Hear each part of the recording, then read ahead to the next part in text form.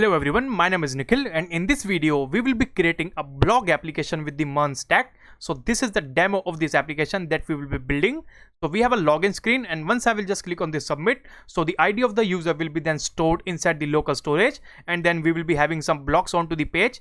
Like I have created all of the blocks from this user only, so I can see the edit and the delete options as well. So once you will click on the edit, then you can edit this block as well, and once you will just delete, so the block would be deleted.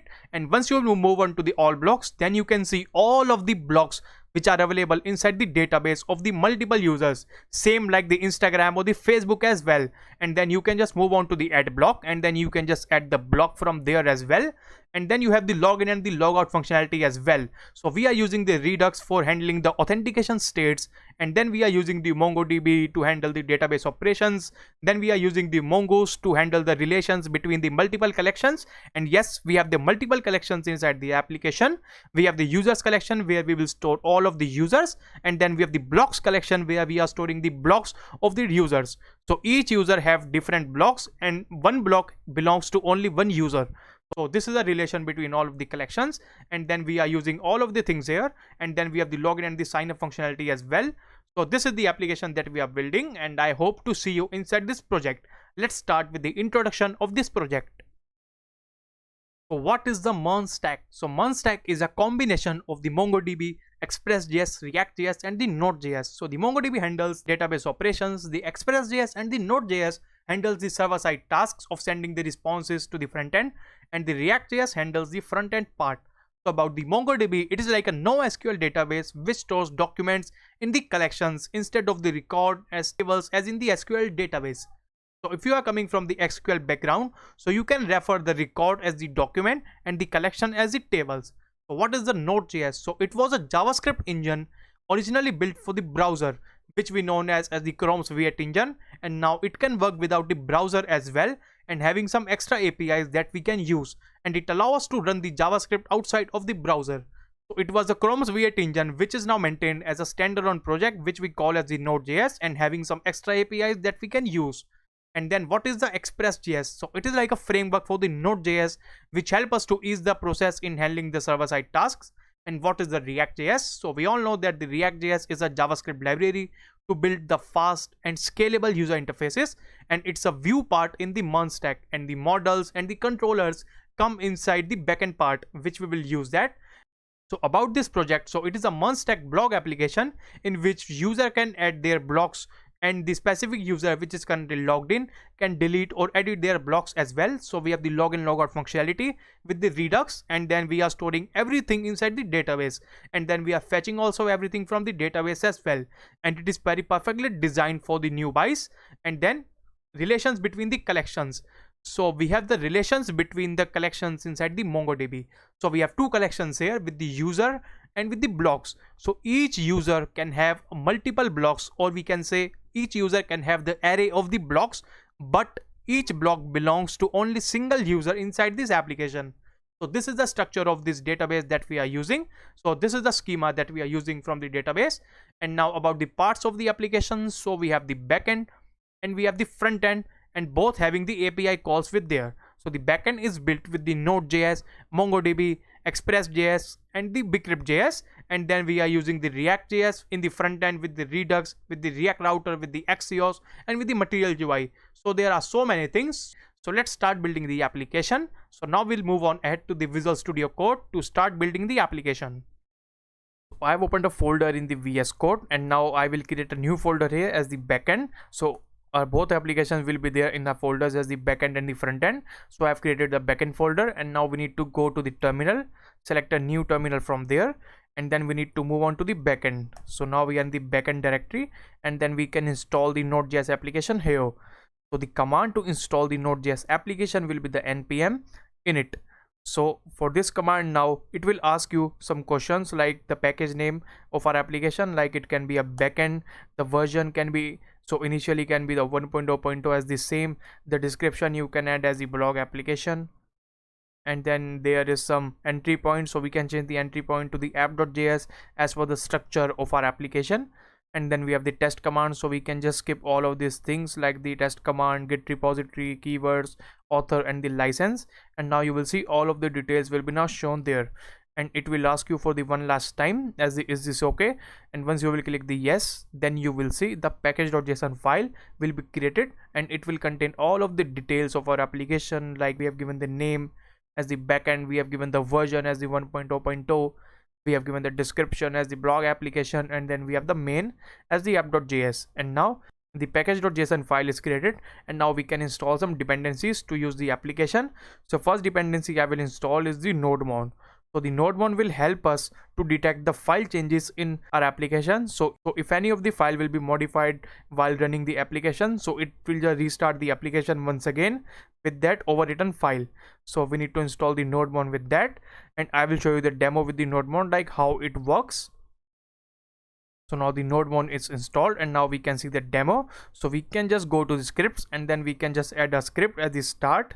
So this will be a start script, and then we need to add here the node-mon, which we have just installed, and then the app.js. So the node-mon app.js will then listen for the file changes of the app.js file and all of its code inside that. And even if we have written functions which are available in the other files, so it will still detect the file changes, and it will just rerun the app.js once again. And then I have written the start command as this, and then we can just create a new app.js file in the backend in the root directory. So app.js file, and then we can just add just a console log here to just check if everything works fine or not. So it will be the hello world. So if I will now save and to run this application now, as we have written the command as the start, so we need to run the command as the npm start there, and then you will see the node-mon is now running, and then it is showing us the hello world. And now about which I told you about the file changes, like if you will just change anything like the hello world, you can just set the exclamation marks there, and then once you will save the file, now you will see, and the node-mon will just rerun the application for you, and then you will see the automatically the file changes will be detected, and all of your code will be updated instantly. So now we have installed the node-mon, and now the next thing we need to install is Express. So we need to install the Express.js as we have discussed in the introduction video. So the Express.js is useful for the Node.js applications to handle the HTTP task and for running the HTTP servers. So we need to install the Express as the npm install as the Express. So from this command, the Express.js will be then installed, and then we will just create a basic application with the Express.js. So the Express.js is now installed, and to verify the installation, you can move on to the package.json file anytime, and then you will see there will be a dependencies array, dependencies object, and then you will see there will be the Express, and then we have installed the node-mon also. So now the Express is installed, and now we can just use here the Express. So now for using the ES6 import and the export modules in the Node.js, now we need to do one thing. We need to add here the type after the main, so we can add a type, and it will be the modules. So we need to give our type as the module, and then in the start, now we have to change the start script here. So the start will be then there, so you can just copy that. So it will be the node-mon, and then it will be the dash dash as the experimental dash modules, and then you have to add another 2 dashes as the es dash module as specifier, and then again 1 dash, it will be the resolution, and it will be equals to the node. So this will be the updated start command for now. So I will now just minimize this. Now you will see this is the start command as the node-mon as the experimental modules, and then you will see there's the there will be the es at the module specifier, which is resolution equals to the node, and then the file name will be equals to the app.js. So this will help us to import and export for the ES6. So this will help us to use the ES6 import and the export modules in the Node.js as well. So we need to go to the app.js, and then we have already installed the Express. So we can just import the Express from the Express, build the Express from the Express. Now the Express is there, and then once you will hover over it, it will show you the namespace of the Express. So now the Express is there, and then we can just use the Express in the app. So we will declare a variable as the app, and the Express.js will give all of its functionality to the app variable. So it will the Express. So now the Express has given all of the reference to this app, and then we can just create a basic application. Like we need to create the middlewares, and the middlewares are used for handling some tasks in the application. So it will the app.use. So this will be the middleware, and then it will be the URL there, and then the URL can be the main URL which will be there, and then we will add a callback function after that, which will be the request, response, and the next. So this will handle the URL of the default URL. Like if I will now move on to the localhost at the 5000, so it will be still there, but if I will now add it as the API or something, so it will only work for the API. So we will stick with the API for now, and then you will see request, response, and the next, and then we will just send the response to the server, like response.send equal to the hello world, and then this will be the application. And then we need to use the port as well, so we need to define here the port in which the application will run. So it will the app dot listen, so it will just listen to the port of the 5000 from this function. So we need to define here the port like the 5000. So now if I would now save, now it will restart the server, and now if we can move on to the local host at the rate 5000, so it will be the local host, it will be the 5000 and /API, but then you will see it will shows the hello world on to the web page, because now we are sending the response as the hello world to the server. So this is something which we needed. So this is a basic Express.js application with the Node.js which we have just created, and now we need to move on to the main application which we want to build, which is a blog application. And the structure, we have already defined the structure in the demo application, that what will be the structure. So I will recall it for you. So there will be the application, there will be some routes for the user and for the blogs as well. So first the user will sign up or log in, and then he or she will be able to see all of the blogs which are available from all of the users, and then there will be an option to add the blog for the user, for the specific user which have just logged in, and then he or she can just create a new blog for the food, and then he or she can delete or just edit or update that record. This is the application which we want to build. So there will be two tables or like two collections, and then we will create a reference between the two collections to create this application. So let's start building the application. So I will now remove this app.use here, and then now we need to move on to the MongoDB to create the database. And for creating the database, we need to move on to the MongoDB website, and then we need to just build a new project from there. So now you will see there's a sign up page, so we need to just click on the sign in from there, and then there will be the option for the login with Google. So you can try out with the Google, or if you have your email and the password, so you can do with that. So I will now try with the Google, and now you will see now we will create database option. So now we need to just move on to the drop down, and then we need to click on the new project. So we will create a new project from the scratch in the MongoDB, and then the name of the project can be the blog app, and then we can just click on the next, and then there will be some options, so we can just skip that, and we can just click on the create project button from there, and then we can just move on, and we can just build the database from there. And then you will see there is a build a database option, so we can just click on that button, and then you will see there will be the MongoDB Atlas. So you can just select according to your preference. If you want the serverless, then you can go with that serverless, and it will cost you around $0.30 per 1 million reads. And then if you want to go with the dedicated, then you can just click on that, but I will now create a free cluster which is a shared, so we can just create that with the free. So I will create a free cluster, and then you can see there will be some default options, so I will now move on with the default options as well. So I will now click on the create cluster from there, and then it will prompt you for the username or password. So you can just create a username here, like we can create the username as the admin, and then in the password we can just auto generate the secure password from the MongoDB, and make sure you copy this password, and then you can just store it anywhere like this, and then you can just click on the create user after that,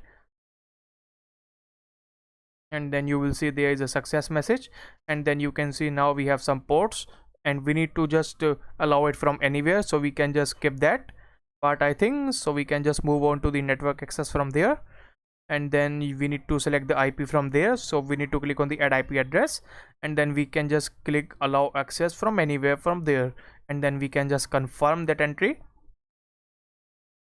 and we have already set up the MongoDB for that. So you can see we have a database, so it will be deployed in around 1 to 3 minutes.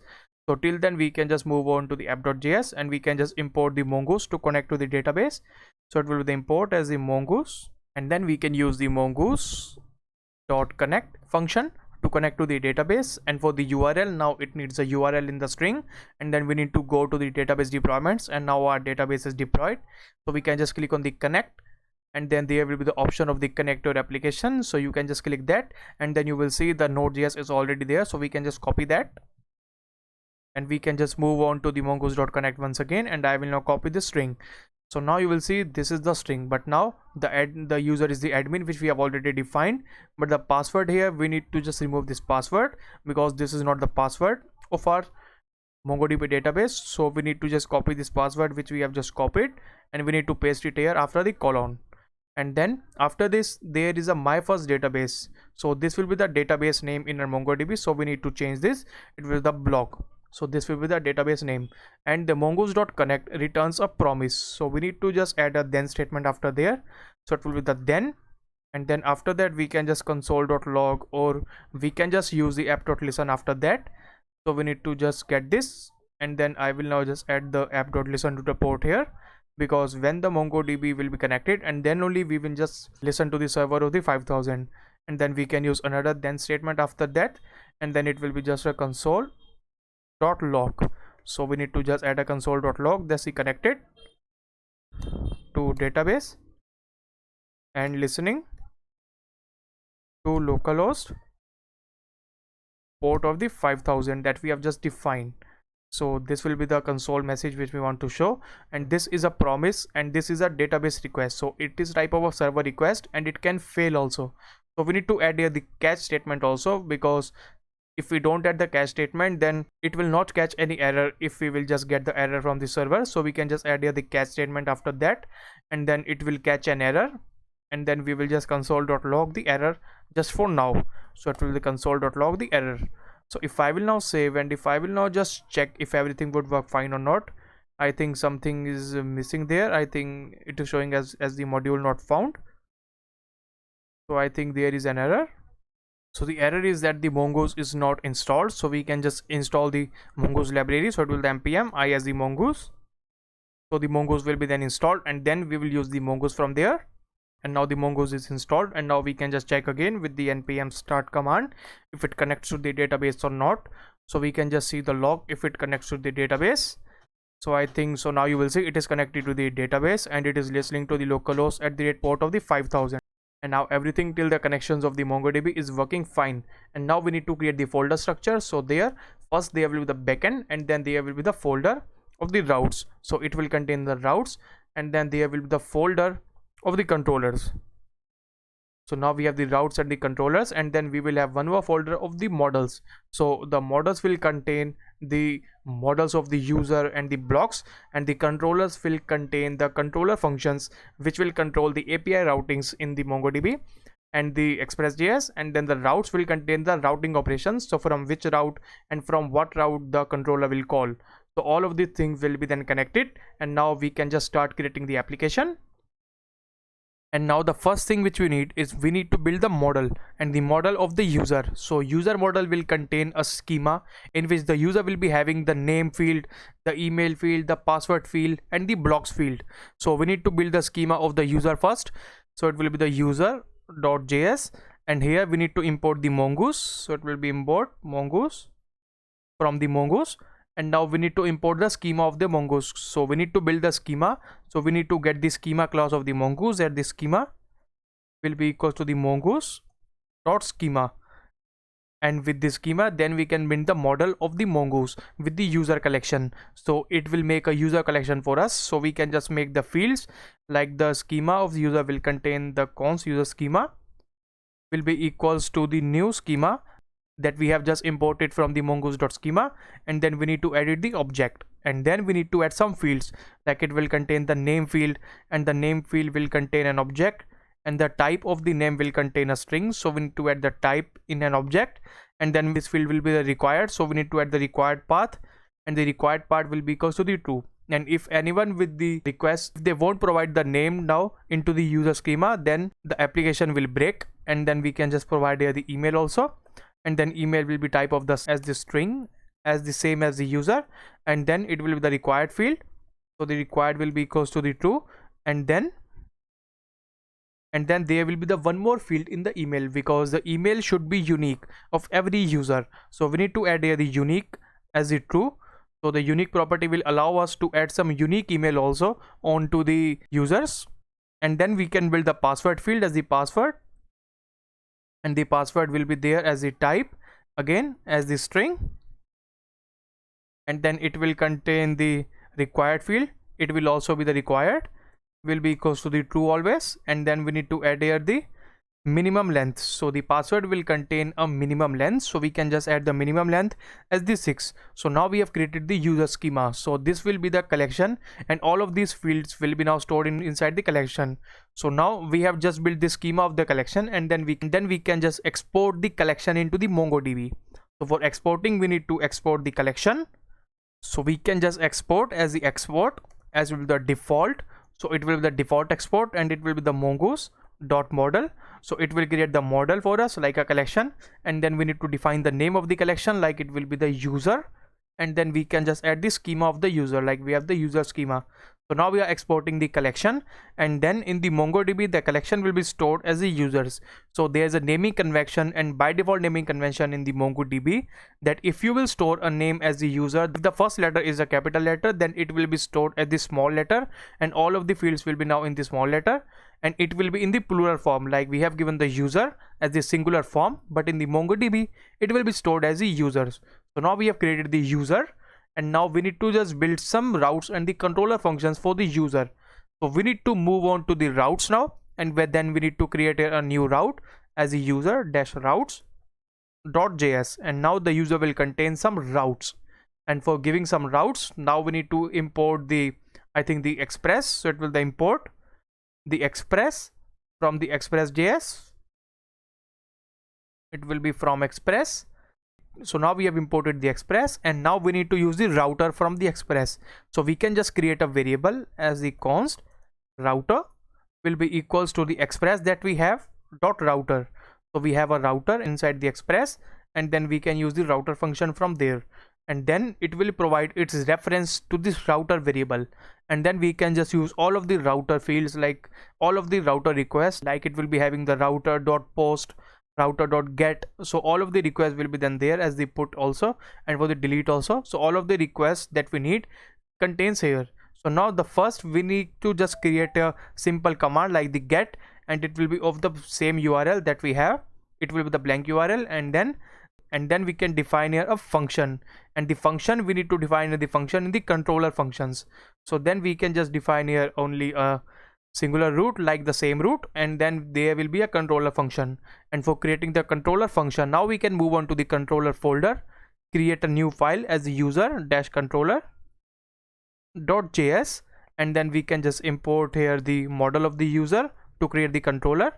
So it will be import the user from the model slash user. So now the first route will contain a blank URL. Now we will get all of the users from the database. So for doing that, we can just create a function as the const as the get all users will be equals to an async function, because it is an asynchronous task, and HTTP requests are always asynchronous tasks. So we have to use the async, and then it will contain the response, request, response, and the next as the parameters. So the request is what we will request from the front end, like the request.body, request.headers, and so many things, and the response which we will provide to the front end. And then there will be the next function which will allow us to move on to the next available middleware, and then we can just provide the users, all of the users to this route.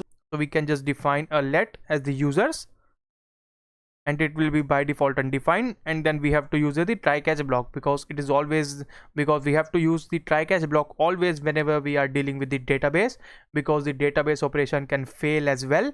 So we should always use the try catch block, and if we get an error, so we can just log an error. So then we can use the try catch block, and inside the try we can just provide the users will be equals to the await, because it is an asynchronous task. So await will be there, and then we need to add the user.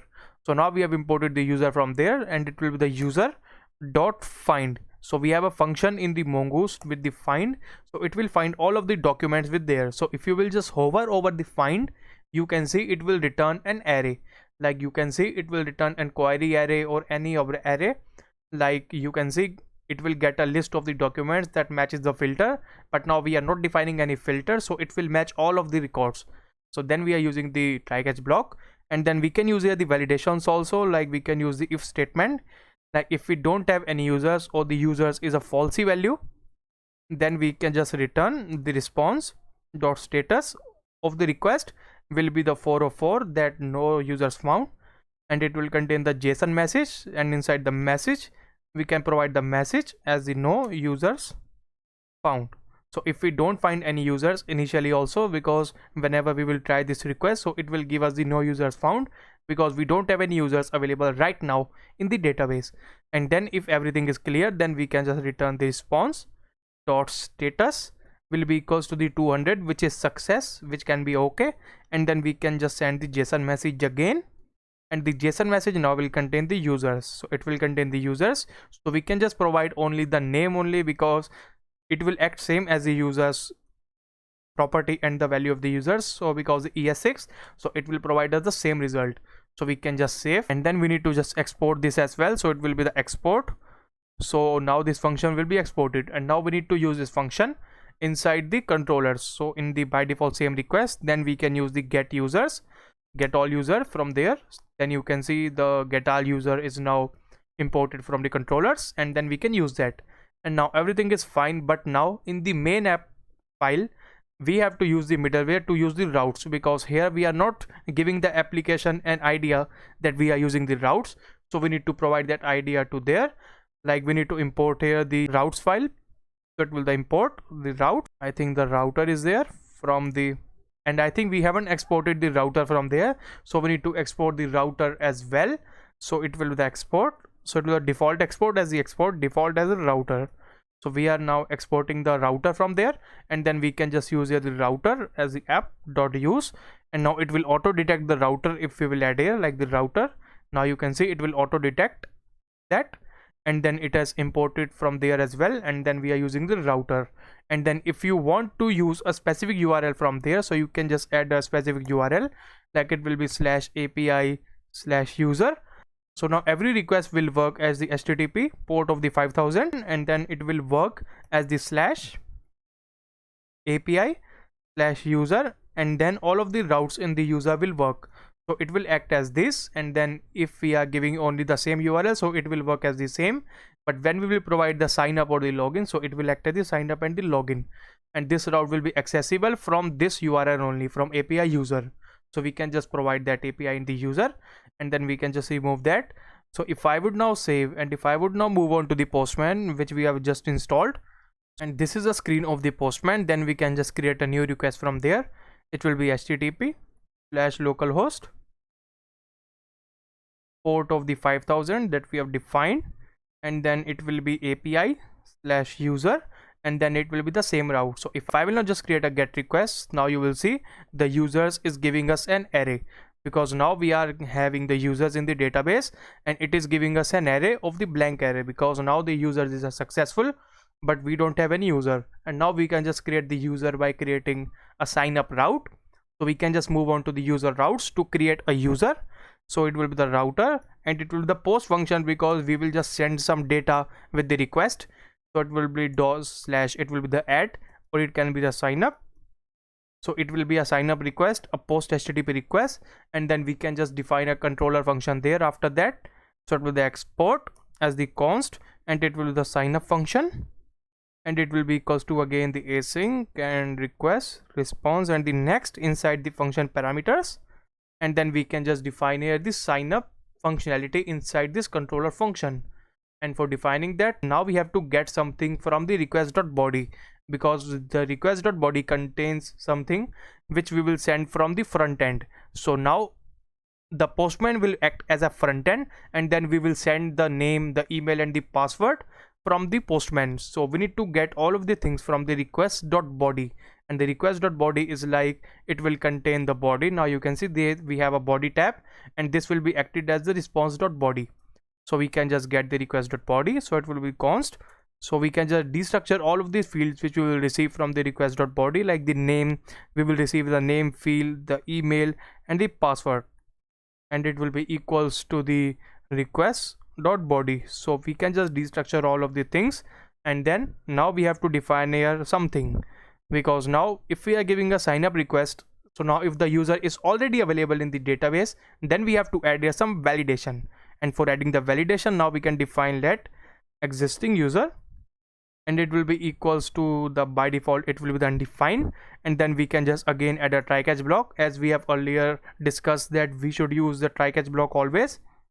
So it will the catch, so whenever we will get an error, we will just console.log the error as of now, and then in the try, then we can just define as the existing user will be equals to the await, because it is an asynchronous task. And now we need to find the user. So if the user is already available, then we can find with that, like the user dot find, and then we can use the find as well, but there is a one more function as the find one, which will just find only one record from the database. And for the filter, we can just define the filter as the email. So we will just filter the email query, and email is available in the user model as well, so it will just filter the email property and the value of the email property, which we will just send from there, from the request.body. So the email will be accessible as the key value pair there, and then it will just fetch one record. So if the record is there, so we can just add a semicolon there. So if the email is there, then we can just add here some validation, like if the existing user is already available in the database, and then we can just return the response, like it will the response dot status, and the status will be equals to the 400, which is unauthorized. And then we can just add a JSON message also, like the message inside the key, and then it will be the user already exist, and then we can just add here the login instead. So this will be the message which we will send if the user is already available, and then if the existing user is not found, then we can just create a new user. So to create the new user, now we can just create the user as the user will be equals to a new user. It will be the new user document, so we can just refer the collection of the user, the model of the user, and it will contain the object, and it will contain the name of the user that we will define. It will be the email which we will define, and then it will be the password. So we are now defining here without the key value pair as in the ES6 always, and then now we can define the user. And then now we need to save the user as well, and to save the user, now we need to use the try catch again, because it is a HTTP task, so we should use the try catch block because it is a database task. And then if we will get an error, we will just console.log the error again. And then to save the user, we have a function as the user that we have just created, which is the reference of the new document. It will be document.save. So we have a save function inside the Mongoose, which will help us to save the document inside the database. So this will help us as the user.save, and then we can just add here the return statement after that. So it will be the return response dot status will be the 201, which is created, and then we can just add a JSON message again, and this time the JSON message will not contain a string or anything. It will contain the main user which we have just defined and which we have just saved. And then it is a asynchronous task, so we should add here the await as well, because it will be user.save and it can take some time as well. So we can just create that. And now if we can see the sign up request that we have created in the controller function, we have created the request.body fields which we will receive from the front end. We have defined the existing user. We are now checking the validation if it is already available, and then if available, then we are sending the 400 response, and if it is not available, then we are sending a new user. And with the try catch block, we are saving the user, and then we are returning the status of the 201 and sending the user as the JSON. And then we need to use here the routes again, and it will the sign up function from there. So it will the sign up. So we have imported the sign up as well from the user's controller. So if I will now save, and if I will now move on to the post by and create a new request from there, so I can now copy this URL from there and paste this URL here. So it will the user slash sign up, because this is a sign up request and we have defined the sign up. And then this is the post request, so we can just get here the post request from there, from this drop down.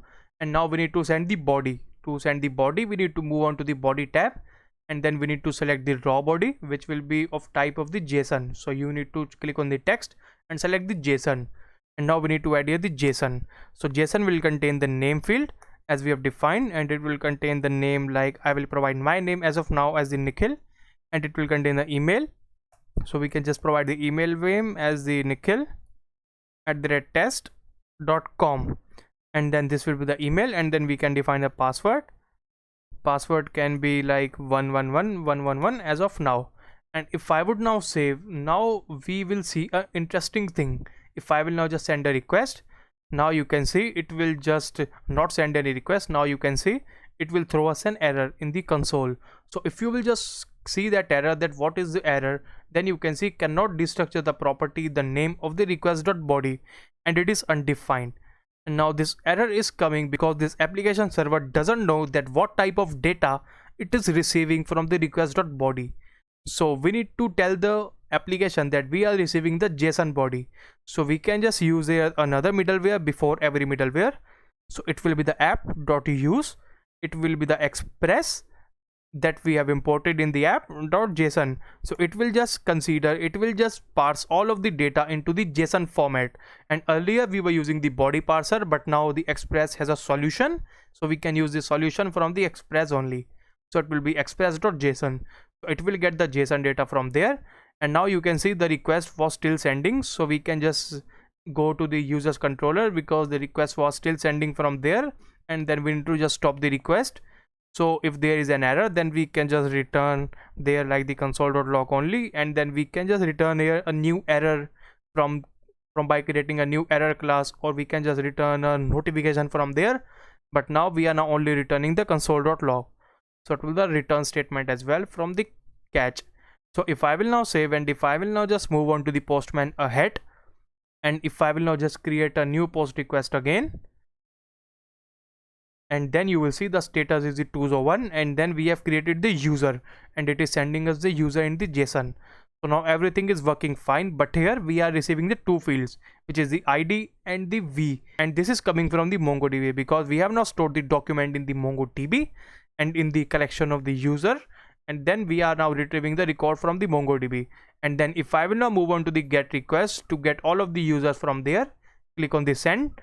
Now you can see now we have an array of the users, but it contains an object of the user which we have just created.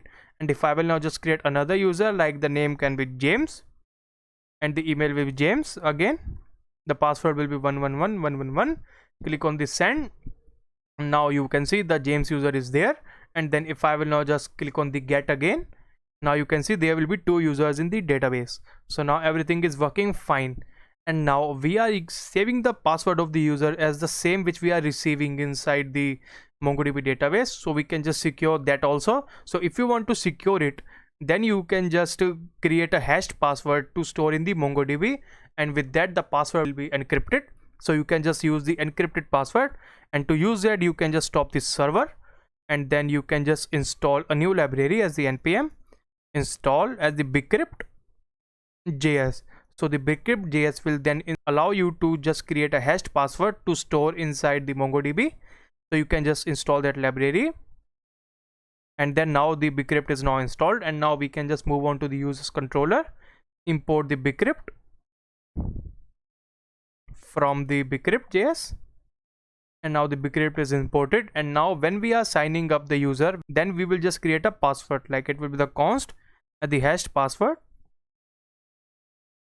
and it will be equals to which we have just imported as a bcrypt.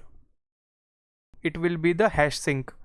So it will be the hash sync. It will just hash a password in the synchronous way. So we can just pass here the string inside that, and it will contain the password inside that. So we are now hashing the password, and then we will just store the password as the hashed password from there. So it will the password. So we can just create a hashed password. If I will now cut from here, and we need to add here because here we are creating the new user, and the user will contain the password as the hashed password. So we can just store as the hashed password. So if I will now save, if I will now restart the application by running the npm start, and then we need to move on to the postman again. I will now create a post request. It is a sign up request also. We can just create a new request by giving a new field as the Roman, and then the email will be Roman, and now the password will contain the 11111. And if I will now just create a send request again, now you can see, you will see a different thing in the password, and it is contain an encrypted password. And now the password is also encrypted of the user, and once you will click on the get user again, you will get that user as well from the there. And now we can just delete these two users as well from the database. So we can just move on to the Chrome, we can just move on to the MongoDB to just start over with the hashed password. So to the MongoDB, so I have just closed MongoDB because my application was crashing. So we can just click on the sign in again, and then we can just remove these two users. So here we have the screen, and then we can just move on to the browse collections. So it will just give us all of the collections that we have in the database right now, and it will be the user, I think. So then you can see the blog is the database name, and we have the users, and then we have 3 users currently in the database. We can just remove this user from there, click on the delete, and then you can just delete this user as well, and then the James user will also be deleted. And then now you can see, now we have only one record in the database, and now if we will just get the users, it will only show one record in the database, which is the Roman. And then we can just create another user again as the James. It will be the James. And then if I will now send a new request, now you can see, now we have the different password of the James. So now the sign up functionality is completed, and now we need to log in the user as well. So create the login route. We can just move on to the user routes again, create a new route as the router dot post, and it will be the post request again, and the URL will be the login. So it will be the login route, and then instead of the sign up, we can just create another controller function to control the login operation, and then we can use the login as the const login will be equals to the asynchronous task again as the request response, and the next as the parameters. And then we can just create here, we can just get all of the fields from the request.body. So we can just grab this line from there, and then you can see now we are grabbing the name, email, and the password. And now for logging in the user, now we don't need the name, so we can just remove that, and then we can just only get the email and the password from the request.body. And then now we can just move on, and we can just check some validation, like the existing user is there or not. So we can just grab that functionality from there only that we have just created. So we can just grab existing user there. So we can now just grab that, and then we can just paste that here, and now you can see existing user is here. And then we are now finding the user, and then you can see if we are getting the existing user, then we need to change this functionality. So if we don't get the existing user, then we can just send the response.status as the 4 of 4, that we don't find the user by this ID, like the don't find user by this email. So we can just add that, and then after the user is found, then we can just compare the password of the user, and because the email is now verified, the user is there in the database, and then we can just compare the password. So we have a method inside the bcrypt to compare the password, because we are storing the hashed password. So it will be the const as the is password correct. So it will be a boolean function, so it will return a boolean value. So we can just use the bcrypt dot compare sync, and it will just synchronously compare the password. So we can just use that. So it will be the string that the password, and here we can pass the string which will contain the string which we are just sending. It will the password, and then we need to just add here the compare also, and the second parameter will contain the actual password that we need to compare with. So it will be the existing user that we have just fetched from the database. It will the existing user dot password. So we will just compare the current password which we have just received with the existing password. So we can just add a validation again, like if the is password correct is not true, then we can just add, if it is a false value, then we can just return the response dot status again, and it will be the 400 as the unauthorized, and then we can just add a JSON, and then the JSON will contain a message that incorrect password. And then if the password is correct, then we can just return the response dot status again.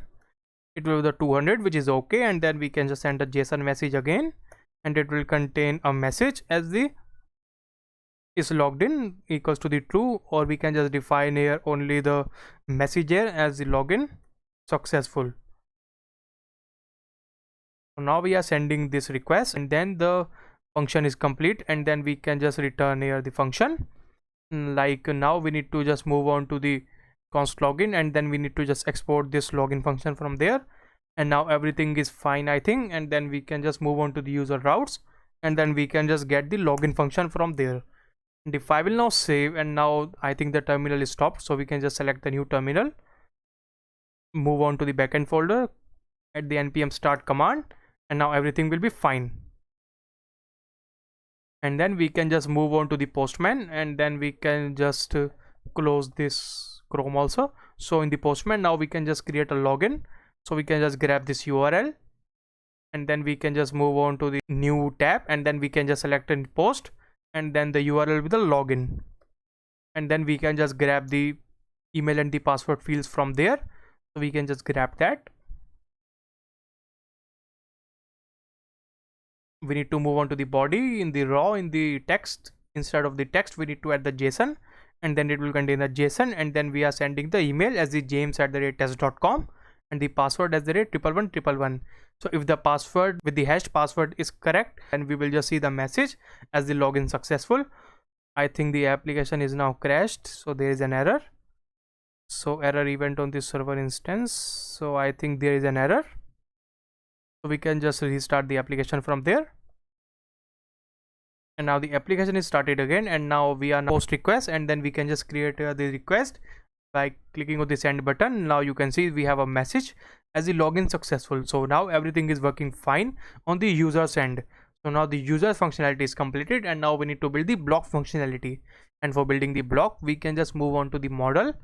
We can just create a new model as the block.js, and it will be the block model now. And now everything is working fine as of now. So we can just create the model. Again, we need to import the mongoose. From the mongoose, we can just create the schema of the collection of the block. So we can just have the schema class equals to the mongoose dot schema, and then we can just create a new variable, define a new instance of the schema. So we can just use the const as the block schema will be equals to the new schema, and then it will contain an object again. And now we need to define the fields which will contain in the block schema. So it should contain the title of the block. So the title can be an object, the type can be the string, and then it will contain the required field also, which will be the true, and it will contain the, I think it will contain the description as well. So we can just copy the title, and then it will be the description after that. The description, it will be the string, and the required field will also be true, and then it will contain the image, like it will the image, and this will also be the type of the string, and the required path will be equals to the true. So the image will be type of the string because it will be the type of the URL, and then we need to define here which user has posted. So we can define here the user, and then it will contain the user, and then we need to define here the user, like type will be equals to the string as of now, because as of now we haven't defined the blocks inside the user's model as well. So we have to define there as well. So the user will contain the type as the string, and it will also be the required field as the true. And now everything should work fine, and then we can just export this as the export at the default, and then it will the mongoose dot model again, and that will contain the block, and then it will contain the schema of the blocks. It will the block schema.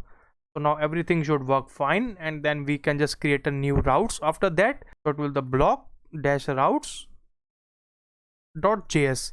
So it will contain the routes of the blocks. So we can just import the express again from the express.js, and then we can just have here the router from the express. Const router will be equals to the express dot router, and then we can just grab the router from there, and then we need to use here the functions from the router. Like if the first, it will contain the get as always, and then it will just get all of the blocks. So for that it will be only the main route slash, and then it will the get all blocks. So we can just create that function, and for creating the function, then we need to move on to the controllers. We can just create a controller as the block dash controller dot js.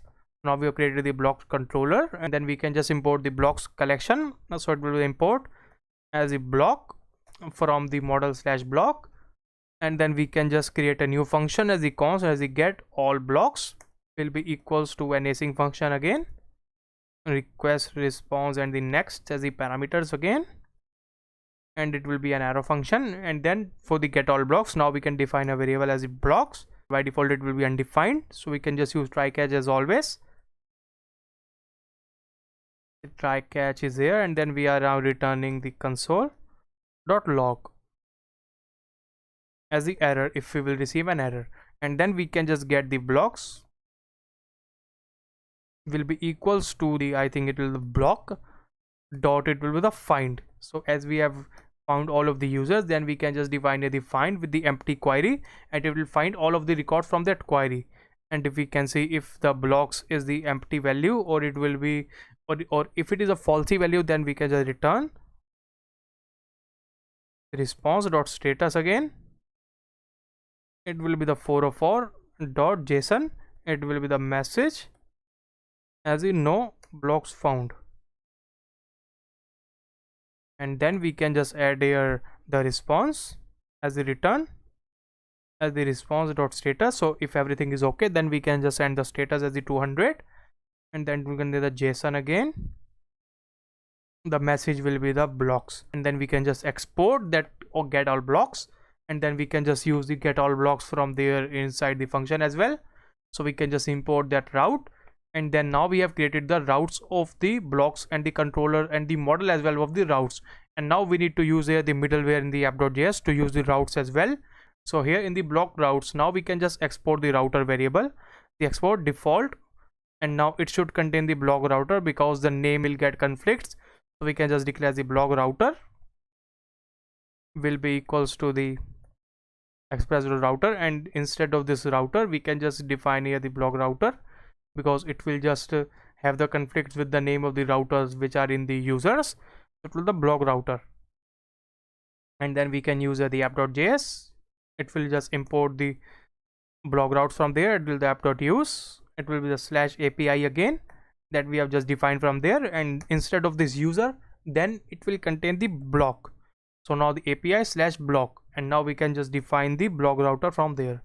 So block router will be then imported. So if I will now save, and if I will now just move on to the Postman again, send a new request, I will now grab this URL again, but the URL will now be different. So instead of this user login, it will the block, it will a /empty request after there. I will now click on the send. Now we should receive an empty array.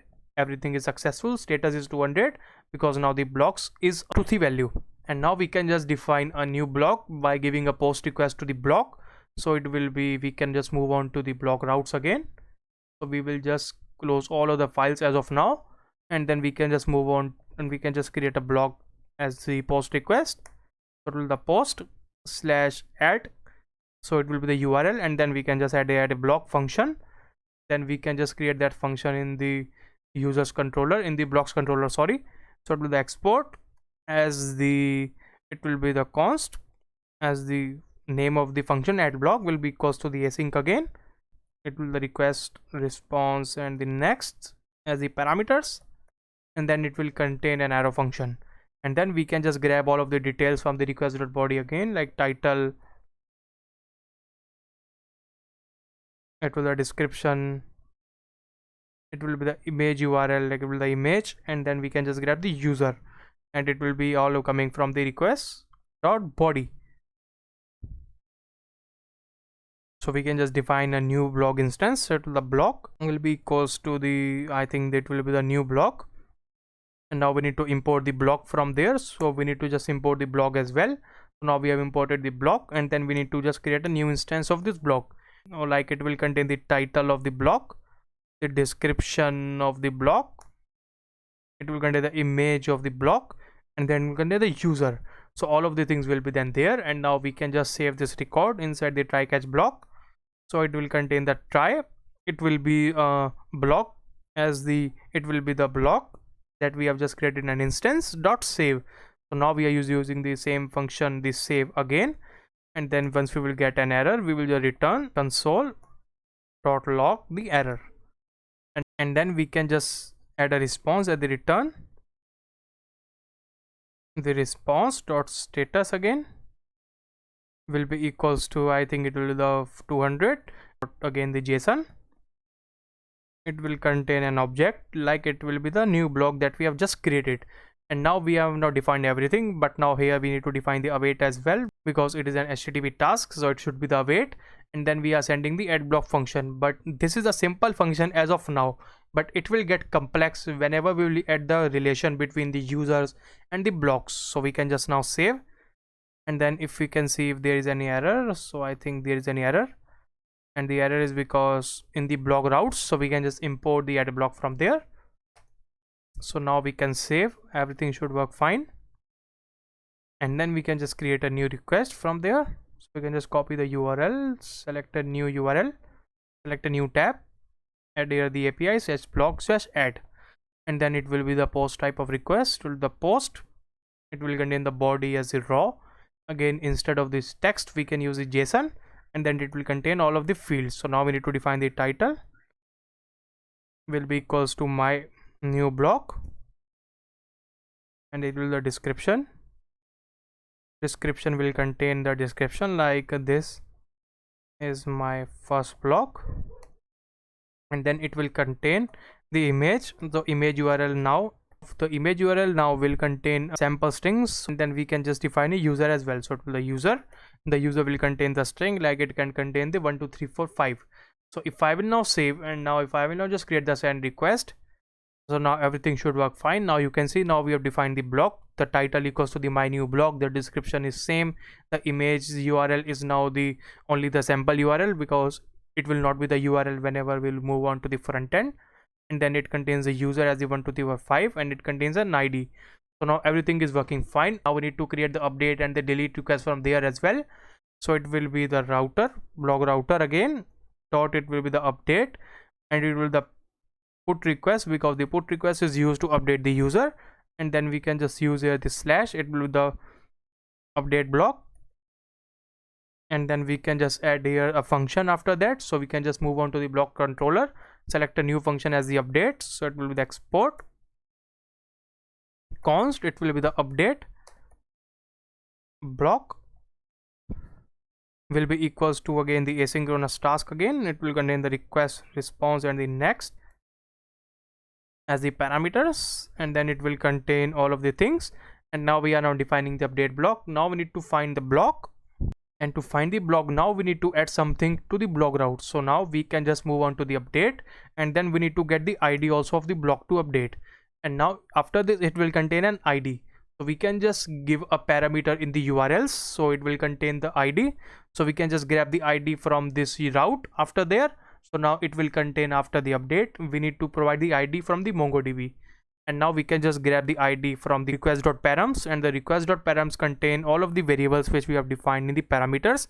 And then we need to grab the variable that we have defined, like it will be the const as the blog ID will be equals to the request.params object dot the name of the variable that we have just defined. So it is the ID, and if you will just define it as a BID, then you can just define as a BID from there.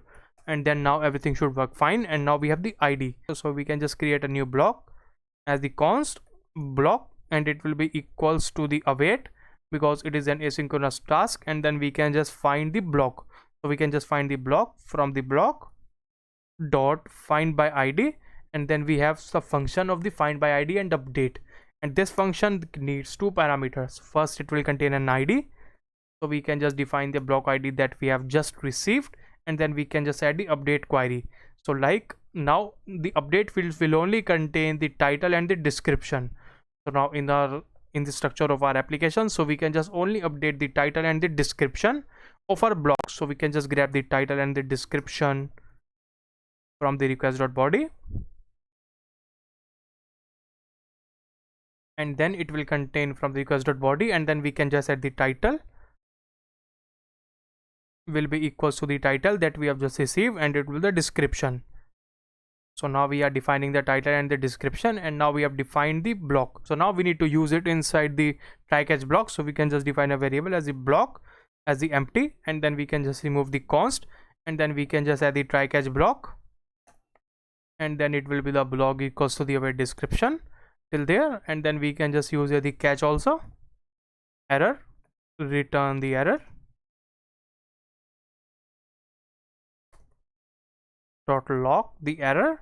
So we can just add a validation, like if the block doesn't save, or if it is a falsy value, then we can just return again that response dot status will be equals to the 500, and it will the JSON will contain a message, and it will be like the enable to update the block. This will be the message, and if everything will work fine, then we can just return again response dot status will be equals to the 200, which is success, and then we can just send the block that we have just created. So now by using the JSON with the block, so it will just provide us the same description and the title which was already available in the block, because it will send the request immediately and it will just send the return statement immediately to the server. So now we can just save, and now we are now already exporting the update block, and then we need to use the update block here, like it will be update block. So now the update block is here, so now everything should work fine. And now we can just move on to the postman. We can just create a new route, and it will be a put request. We can just use here the put instead of this get, and then we can just move on, and then we can just get the title and the description. So we can just grab everything from there. We can just select the body, select here the raw, select here the JSON from there, and then we can just add a JSON here, and then we can just remove the image and the user from there.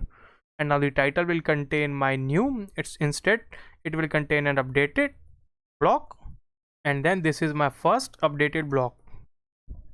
If I will now just send the request, now we should see if everything should work fine. Now you can see now it is a add type of request, and now we need to grab the ID also from there. So we haven't specified the ID, so for the ID we can just specify this ID which we have just received by creating the post request. So we can just move on to the put again. We can just grab this ID, we can just add the ID in the URL. So now it will just get the ID from there, and then it will just send a request to fetch by ID and then update the details of the block. So now this will not be the add, and this will be now the update. We can just click on the send. So now everything should work fine. Now you can see it will be updated because the status is 200, and now as we have discussed earlier, it will be just sharing us the same block which was available in the database. So we can just move on to the get again. So if I will now just click the request, now you can see it will be the updated block, because now it is sending the request immediately, so it is not stopping us to save a record, and everything is now clear. And now we can just create a new request at the block router dot it will the get. So we can just create a get request to just get a block from this ID. So we can just add a blank URL dot ID, and then we can just get a get by ID, and then we can just create a function as the get by ID from there as well. It will the export const as the get by ID, and it will be equals to again the async function. It will contain the request, response, and the next and the parameters, and then we will grab the ID from the request.params. That will the ID will be equals to request.params.id, and then we will grab the block from there. That will the block will be the undefined. We can just use the try again, try catch block. It will contain an error, and then we will just return the console.log the error, and then inside the try we can just create the block will be equals to the block model that we have created dot find by ID. So it will just find the block by its ID, and it will just return that block from this ID. So we can just define here the ID find by ID, and then we can just add here the await also, because it is an HTTP task. And then we can just check validation, like if we don't have the block, and then we can just return the response dot status again dot it will the 404 dot JSON. Message will contain that no block found, and then after that we can just return a new statement as a return response dot status will now be 100, and then we can just send the JSON as the block. So we will just send the block from there. And now if I will now save, and if I will now just move on to the block routes, import the get by ID block. So now this block will contain a same URL /ID, and then we will just get the blocks from its ID. So if I will now save, and if I will now just create a new block from there, and then if I will now just create a post request again, now we will have the two blocks in the database like there. And if I will now just grab the ID of the second block, just create a new request from there, like it will be the get request again from the block, or we can just provide here the ID here, let the ID on the send request, and then you can see it will show us my second new block. So now everything is working fine as of now. Now we can get the block from its ID, and we can just update the block from their ID, and then we can just delete the block from this ID as well. So we can just create a new request as the block router dot delete. It will be the delete request, and then we will just grab the ID from the delete. So we will grab the ID, and then we will just create a controller function to delete a block, and then we can just create a new controller function as the export const as the delete block, and it will be again the async, and then request response and the next, and then it will contain an arrow function, and then we will just grab the ID again from the URL. The ID will be equals to the request.param_subject.id field, and then we can just create a new block as the block there, and then we can just add the try catch block once again. It will be the block will be equals to, now we have a function again, it will be the await, it will be the block dot find by ID and remove. So we can just use this function to find by ID, so it will just find the block by its ID and it will just remove it from the database. So we can just use that find by ID and remove. We can just pass here the ID which we have received, and it will just await for it and it will just delete it. Then we can just use the error, we can just console.log the error again, and now we can just use here if the block is the falsy value once again. We can again just return the response.status dot it will the 400, and then we can just send a new request to the JSON, and then we can just add here the message again as the unable to delete, and then I think it should be the 500. And now if everything is correct, then we can just return response.status, it will be equals to the 200 success and .json. It will just send a message again as the string, and it will contain the successfully deleted. If I will now save, and now we have just exported the delete block also, and then we can just import the delete block from there as well. We can just save, and then we can just try again. Everything is working fine, and then we can just create a delete request after there. So the request will be there, like this ID is there, so we can just grab this, and then we can just add a delete request there, so it will be the same ID, and then we can just add here as a delete, and then the update will not be there. And if I will now just send the request by deleting it, send a new request, I think there is an error, and the error is because we haven't specified the ID there, so it should be the colon ID to declare a variable.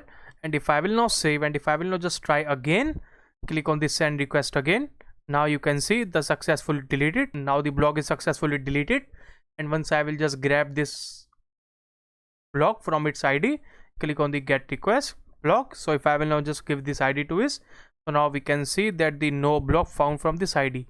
So now everything is working fine from the users and from the blocks perspective. And now the thing which is remaining is a relation. Now we need to relate the user with the blocks and the blocks with the user. To do this, now we have one thing inside the mongoose, so we can just provide the reference to the collection of the blocks from the users, and vice versa from the blocks to the users as well. So we need to move on to the, I think, the block, and then we can just provide the reference to the user. So we have defined it as a user, so it will not be the type of the string, it will be type of the mongoose dot, we have the types namespace, and then we can just have here the object ID. So we have the ID of the user from there, and then we can just specify the object ID from there. And after this, we need to specify one more thing, we need to specify a reference. So the ref is used to provide a reference, and then it will just provide a reference inside the string.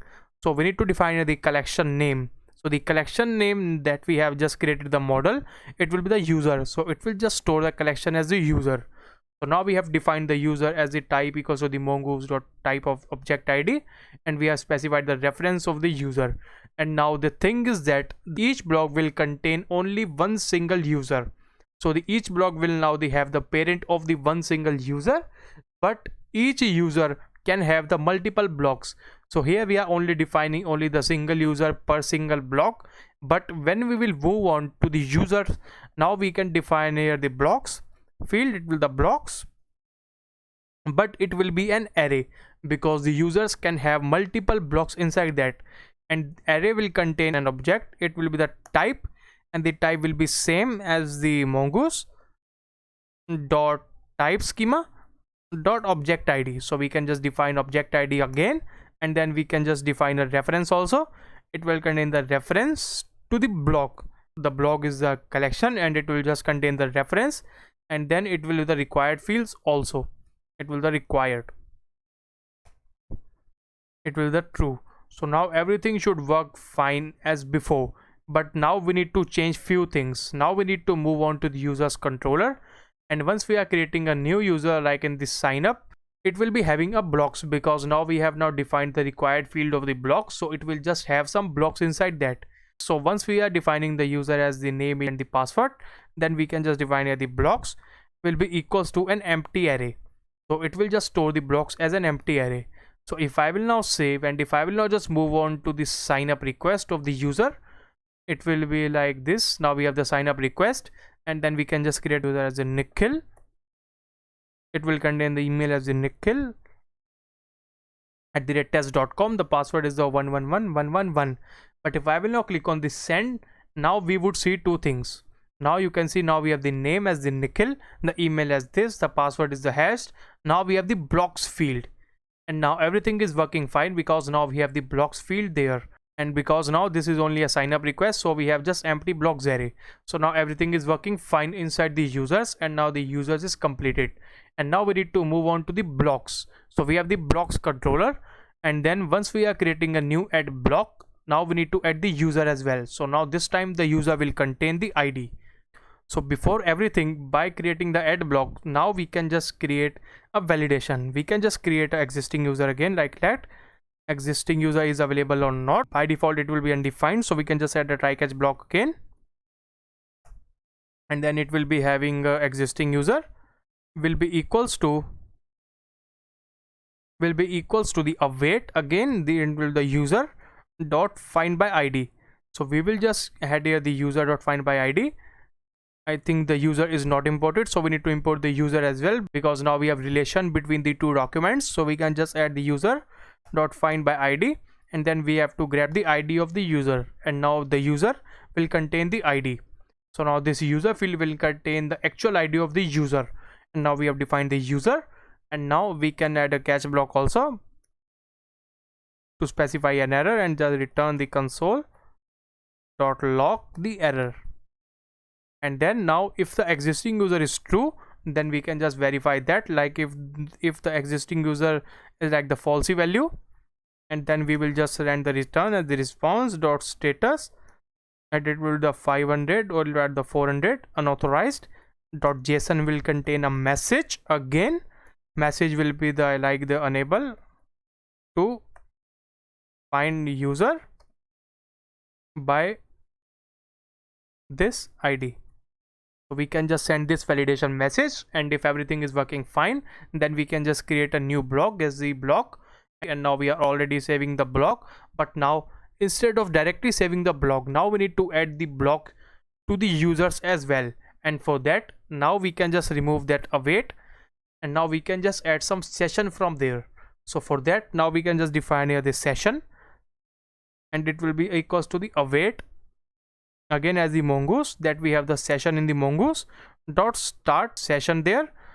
So we can use that. So it will just start a session, and then we will just do every single thing from this session, and then we will just abort this session. So then we can just have a session variable, and then we will be having a start transaction. So we will just start the transaction from there, and then we will just save the block. So it will be the block that we have dot save. So it will just save this block from calling the save function from there, and then we will just use the existing user that we have. So the existing user, now we need to push to the array of the existing user always. So it will be existing user dot blocks that we have, and dot push. So this user will contain the existing user. So the existing user will contain from the user that we are just finding, and it will just push the block to this array, like it will be the block, and then we are referring to the block, and then we can just save also, and then we can save also from there. It will be, I think, await again, await from there, it will be the existing user again dot save. So it will just save, but now we need to add a session, because now we are saving the user and now we need to add the session always. So it will be the session, and here also we need to define the session, because now we need to save the user from this session only, from this session object only. So we need to define this session there as well and there as well. So we are now defining the sessions as a key value pairs again, and then if everything would work fine, then we can just use await as well. It will the session dot commit transaction. So now if everything would work fine, then we can just use the commit. So now after this, the transaction would be committed. So now this is a whole complex thing, because now we are declaring a session, because the sessions contain a start session, then we are now defining a transaction, and then we are now saving the block from the same session that we have just created, and then we are now sending the blocks to the existing users array, and then we are now saving that user also, that block also, and now we are committing the session. If it contains an error, we can just console.log error, and then we can just return the response.status will be equals to the 500 dot, we will just send a JSON again,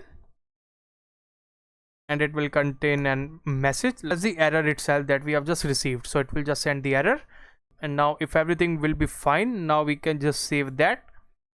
I think we are now declaring the existing user, finding the user by its ID. If error, we are now logging the error.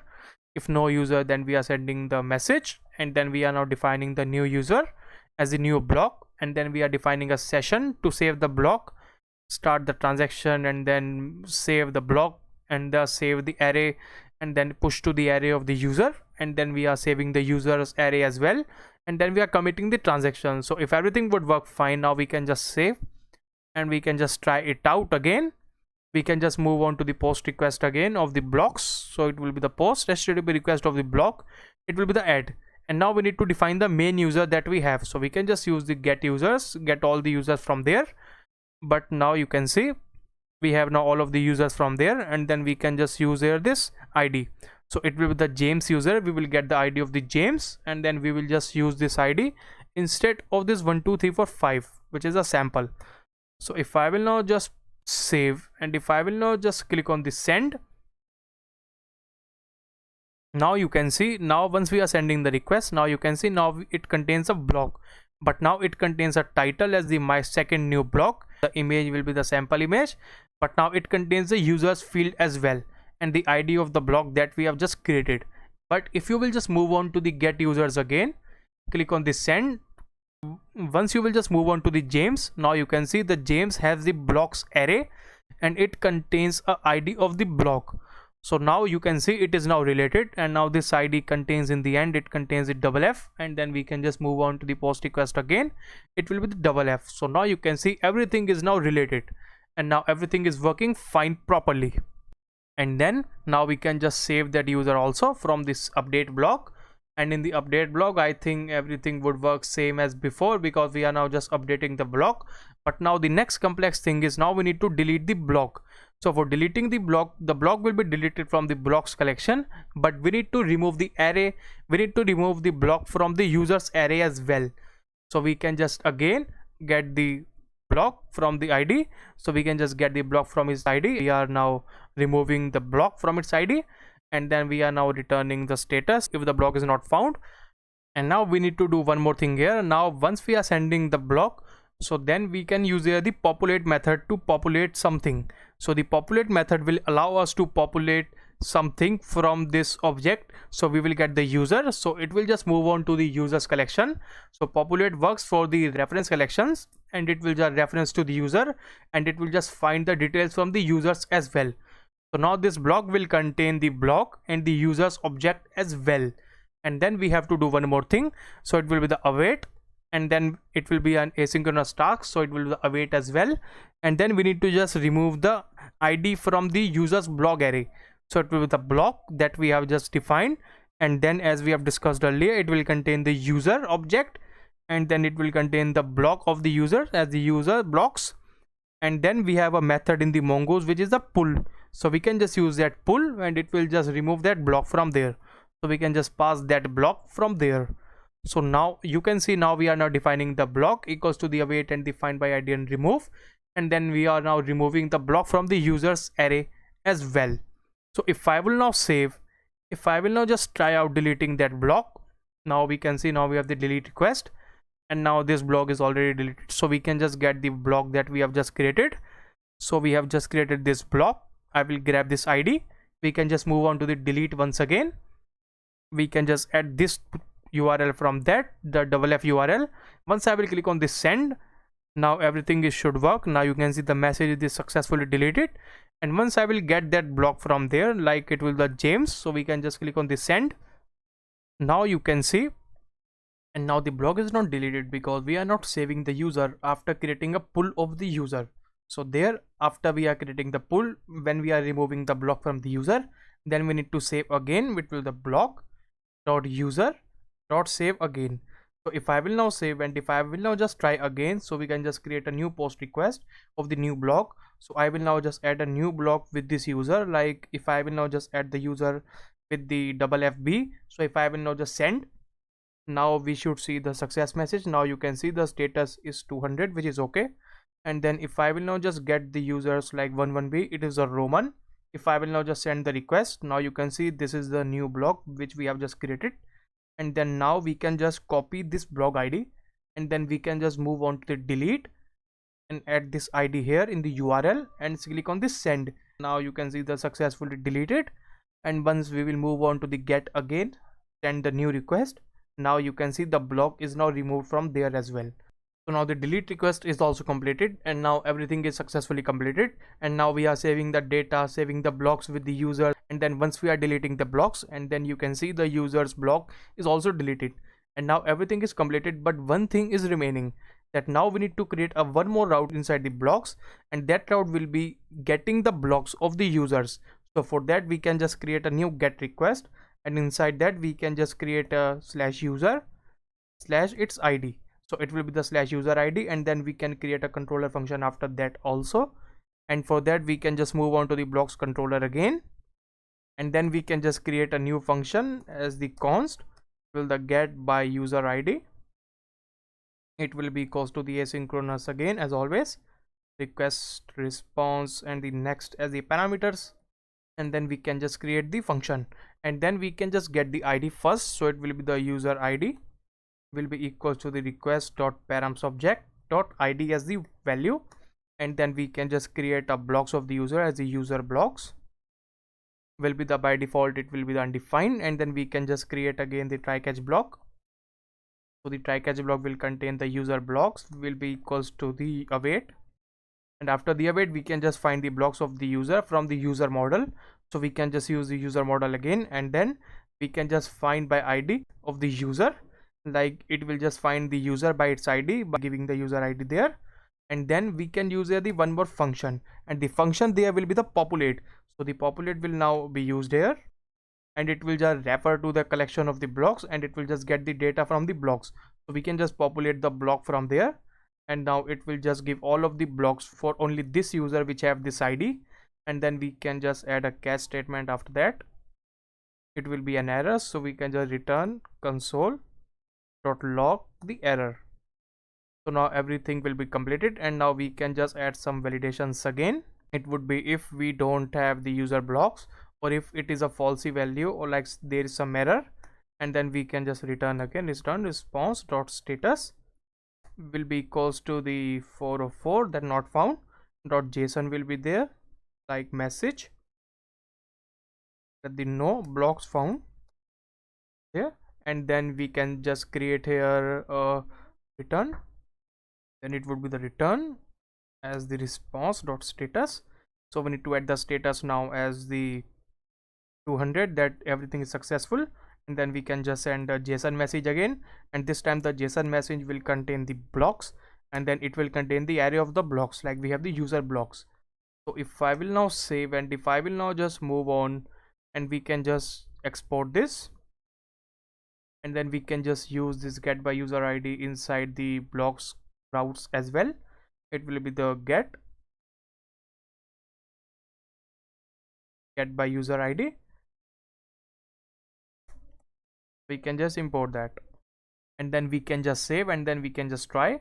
So we can just move on to the postman once again, and I will now just create a one more block for a user, and then I will just add this ID inside the post. So this will be my new block again, so the user will be there, like it can be the Nikhil's block. I will now just save and send the request.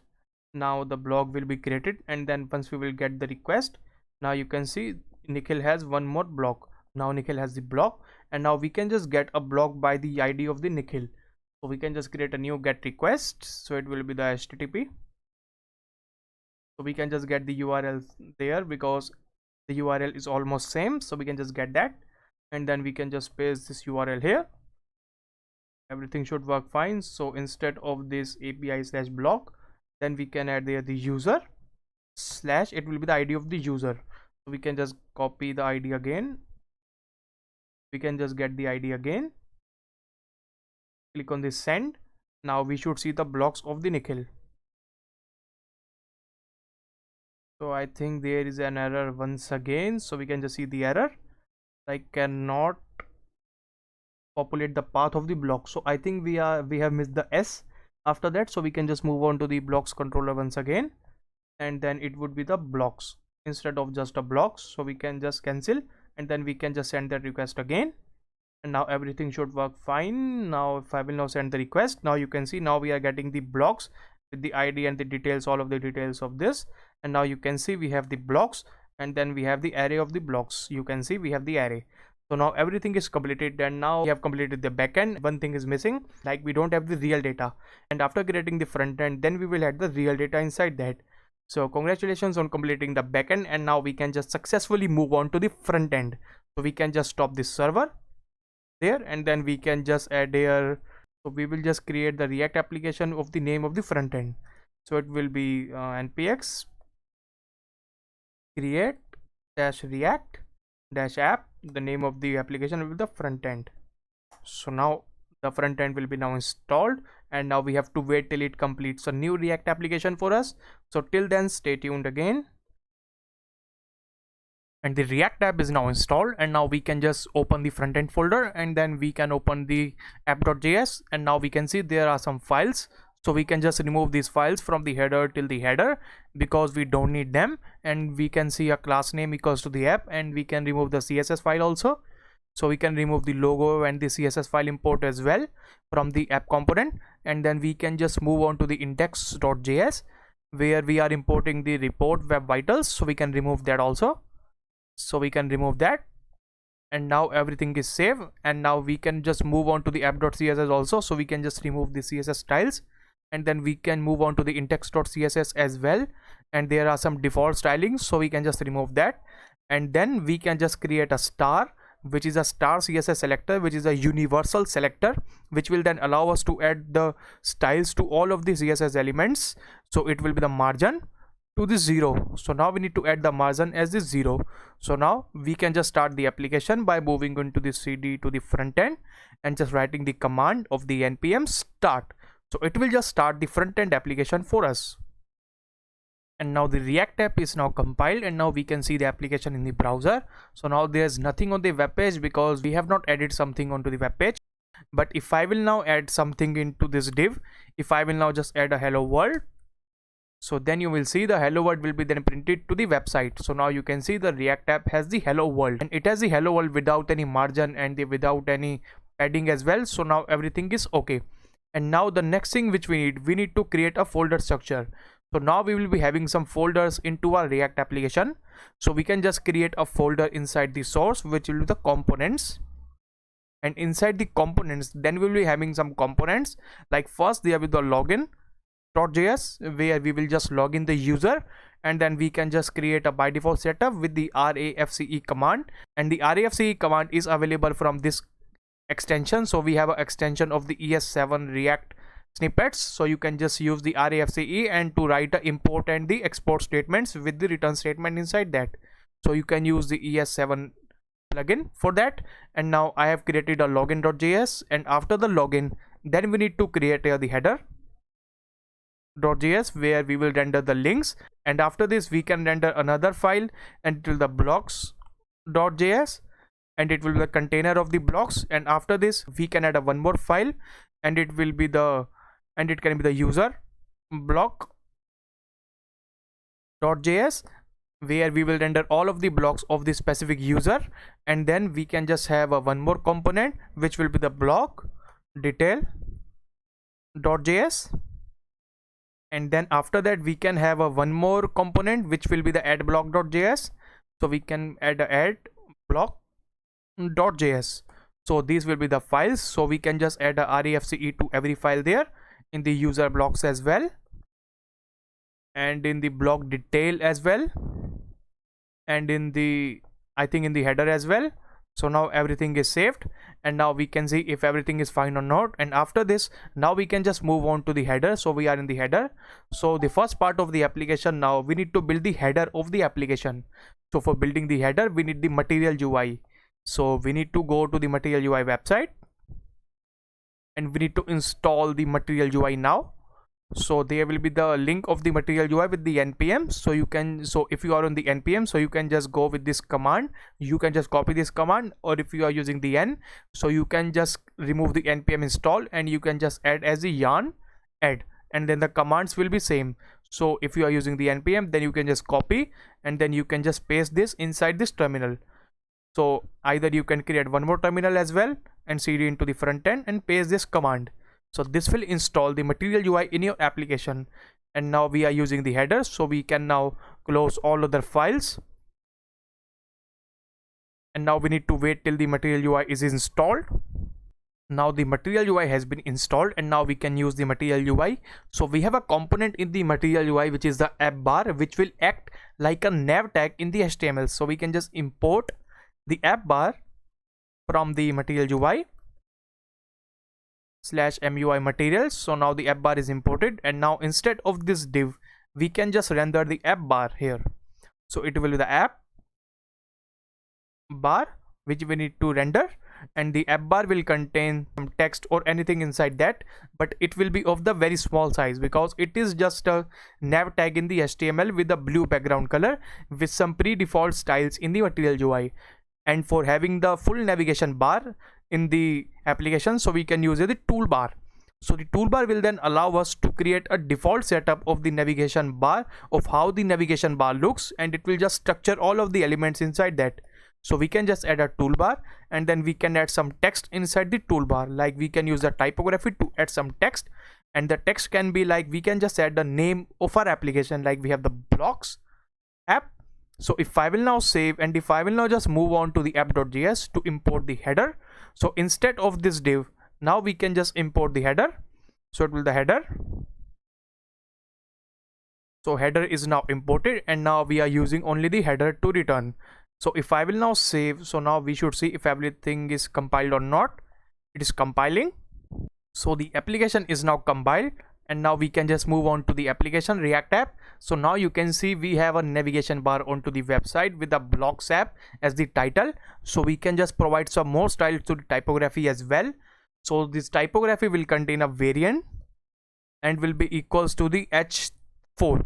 So variant is used to add a variant, and if you will just hover over it, then you can see we have some variant inside that, and the variants contains the h1 tags, the subtitle tags, the button, the inherit, and many things. So we can just add a variant as the h4, which is the heading, and then it will contain the blocks app. So now if I will now move on to the application again, so now you can see now we have a blocks app onto the application, but now we can see the font is not looking good.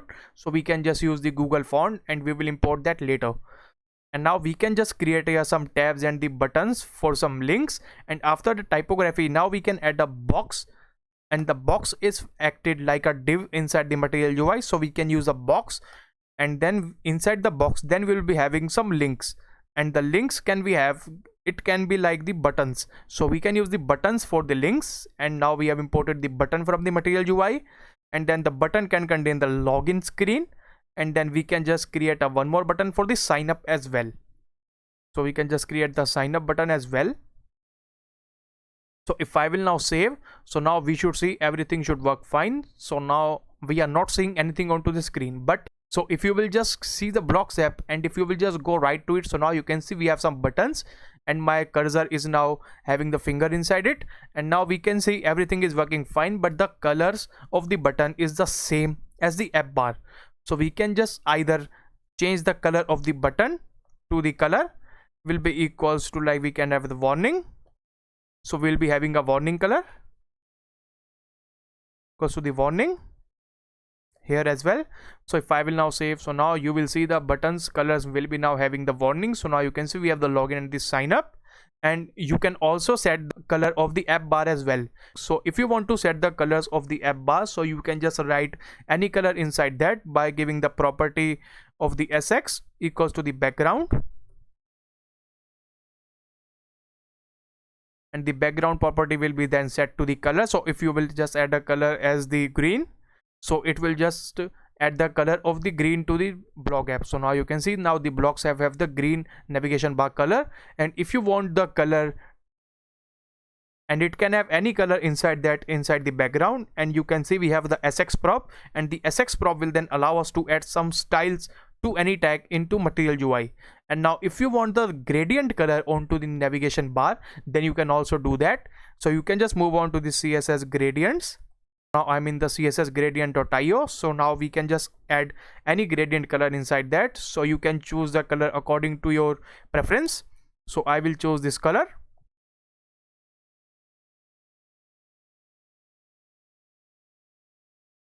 So if I will now just copy this color from there, so we have a background, so we can just copy this color.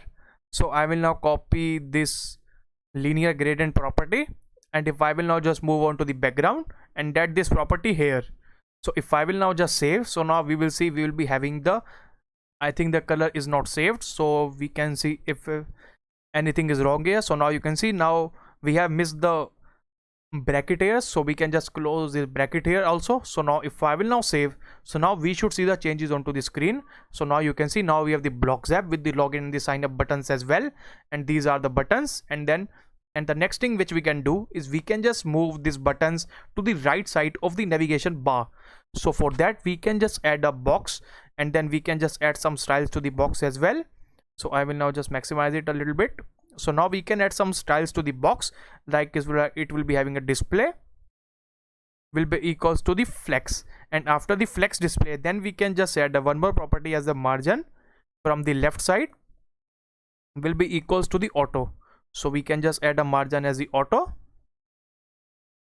So now we should see if everything is fine or not. So now the buttons will be moved on to the right side. So now you can see now we have the login and the sign up buttons onto the right side of the screen, and then we can just add some styles over the buttons as well from the sx, like it will be having a margin of the 1, and in the this button as well the margin will be equals to the 1.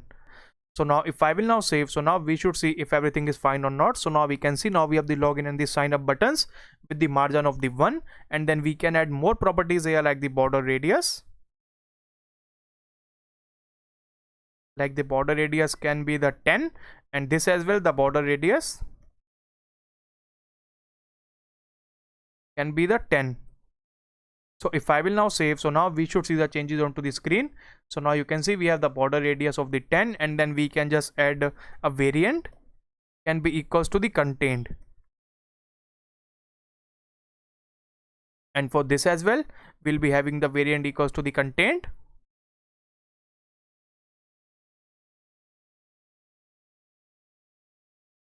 So if I will now save, so now we should see the changes onto the screen. So now we can see now we have the blocks app, and now we have the login and the sign up buttons onto the screen, and now everything is working fine. Now the buttons are now rendered onto the screen, and it is looking good now.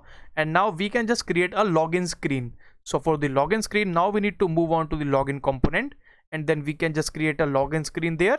And for that, and before that, now we need to do one more thing. So once the user will click on the login, so we need to redirect the user to the login page, and the once user will click on the sign up, so we need to redirect the user to the sign up page as well.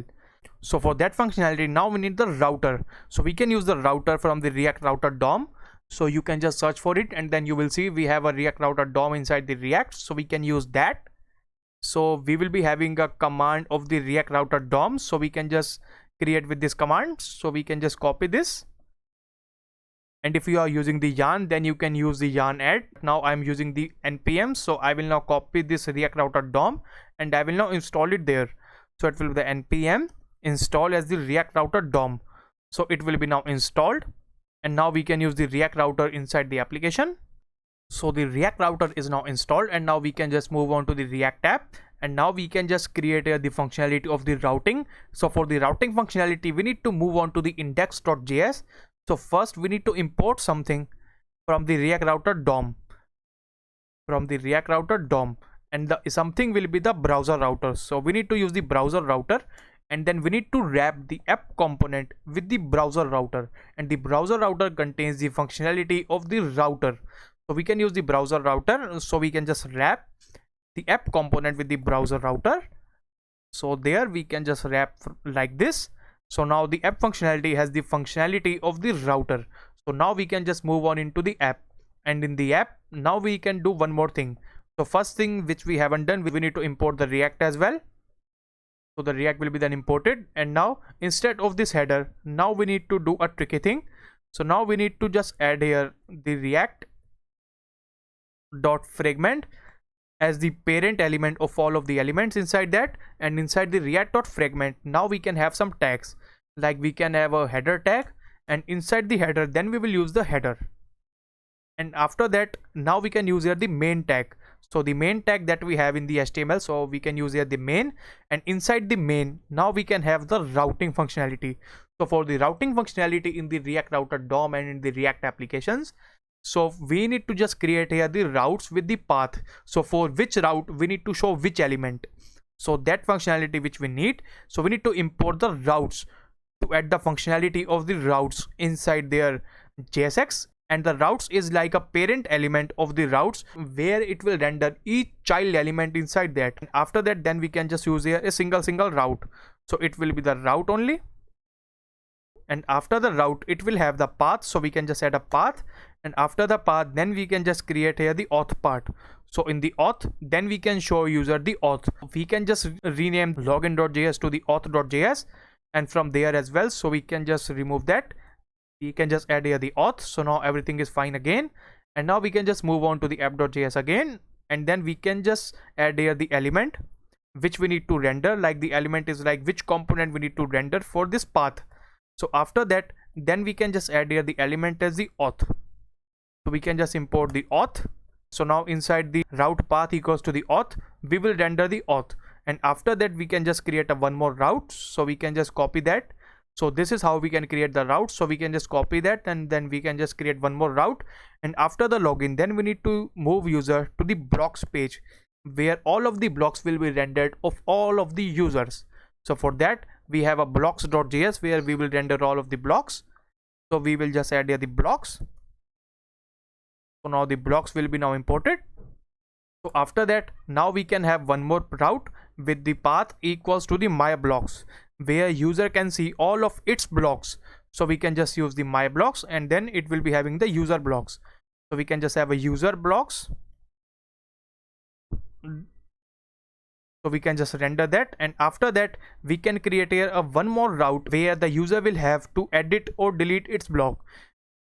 So we can just add here the my blocks again slash the id. So we can just provide the id as well at the id. So now there we can just have a block detail component where which we have created a new file, and then we can have a one more route which is a one last route but not the least, where we can just add a new block. So we can just add the blocks slash add. So in this route, then we will just add the block. So it will the add block.js. We have the add block component. So now this will be the structure of the application, and then we can just import all of these elements here, all of these components here, and then we can just move on to the app.js. And then if I will now just import the auth is now imported. Import the blocks. So we need to import the blocks as well. Then we can just move on to the blocks and write the rafce command for the default setup. And for the user blocks we have there, and the header had this, and the detail also have this, and the add block also have this. So now we can just move on to the app.js again. We have now imported the blocks. We can just import the user blocks also. So we need to import the user blocks there.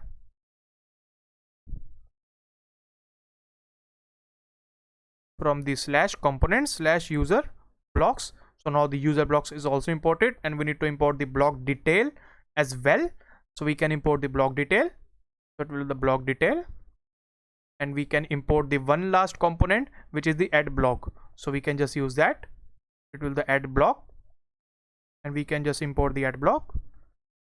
So now we have defined the route structure, and now we need to test all of these routes. So now we have the route path equals to the auth. So now we can check the auth route, and then it will be the slash auth. So if I will now save, so now you can see now we are in the auth, but now we cannot see anything onto the screen other than the navigation bar, which is all right because now the auth is now hidden behind this app bar. So we need to move on to the header.js, and we need to define the position of this app bar, because now the position is now fixed, so we cannot see anything behind that. So we need to specify the position of the sticky. So if I will now save, so now the position will be sticky to the top, and now we can see now we have the auth.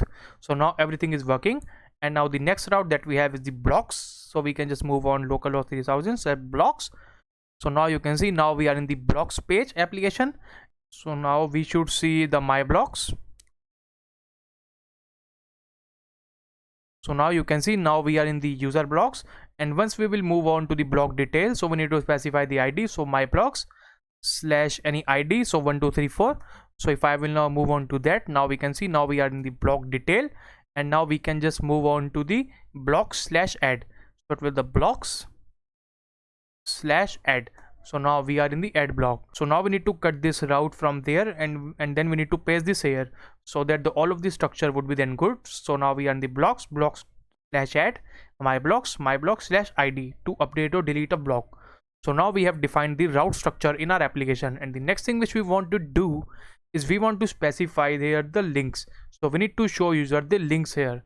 So for the links, we again need to move on to the header.js, and then we need to specify here a new box. So we can add a new box, and it can be a display will be equals to the again the flex, and after that then we can just render here the tabs. So we can just use the tabs in the material UI, and the tabs will then allow us to navigate between the links like a button feature, and it is like a buttons feature.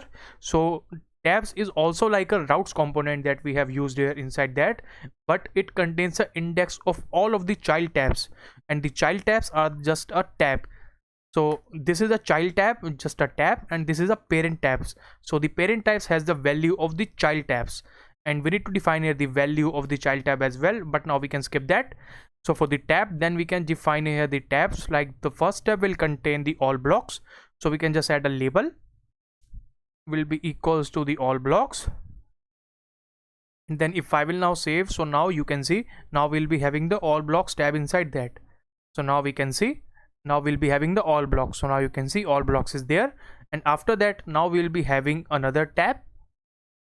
We can have another tab, and this tab will be then added as the my blocks, so user can view my blocks as well. So now you can see now we'll be having the my blocks, and now we have the my blocks and the all blocks as well. So after the tabs, now we'll be having the buttons. So now we have here the two buttons of the login and the sign up. So we can just have a one more button here when the user is logged in. So for that we need to specify a new button after that. So we can just copy this button, we can just add a new button, and this button will be having the logout. So if I will now save, so now we'll be having three buttons of the login, sign up, and the logout there. So now we need to specify the values of the tabs as well. So we can just specify the value will be equals to the 0. So if we specify the value equals to the 0, then this tab will be highlighted. So if I will now save, so now you can see the all blocks tab is now highlighted, and once we will give the value as the 1, so then you will see this tab will be then highlighted. So everything is now same, and now we can just add here a one more functionality to the on change. So the on change property would be there, and then we can just add here the state. So now once the user will click on the all blocks, so the all blocks now should be highlighted, and once the user will click on the my blocks, so the my blocks should be then highlighted. So we need to do this with this state. So we can use a use state again.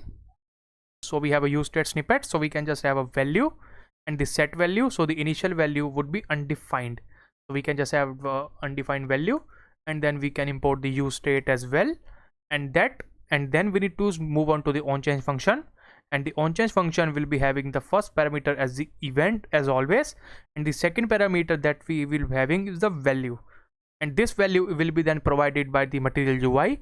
And then after getting the value, then we can just change the value of the set value state. Then we can change the value to the value that we are receiving from the material UI.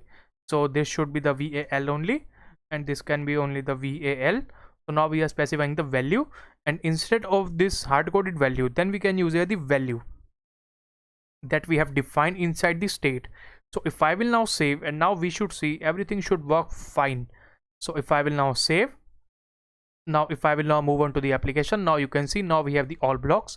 Once I will click on the all blocks, so it is highlighted.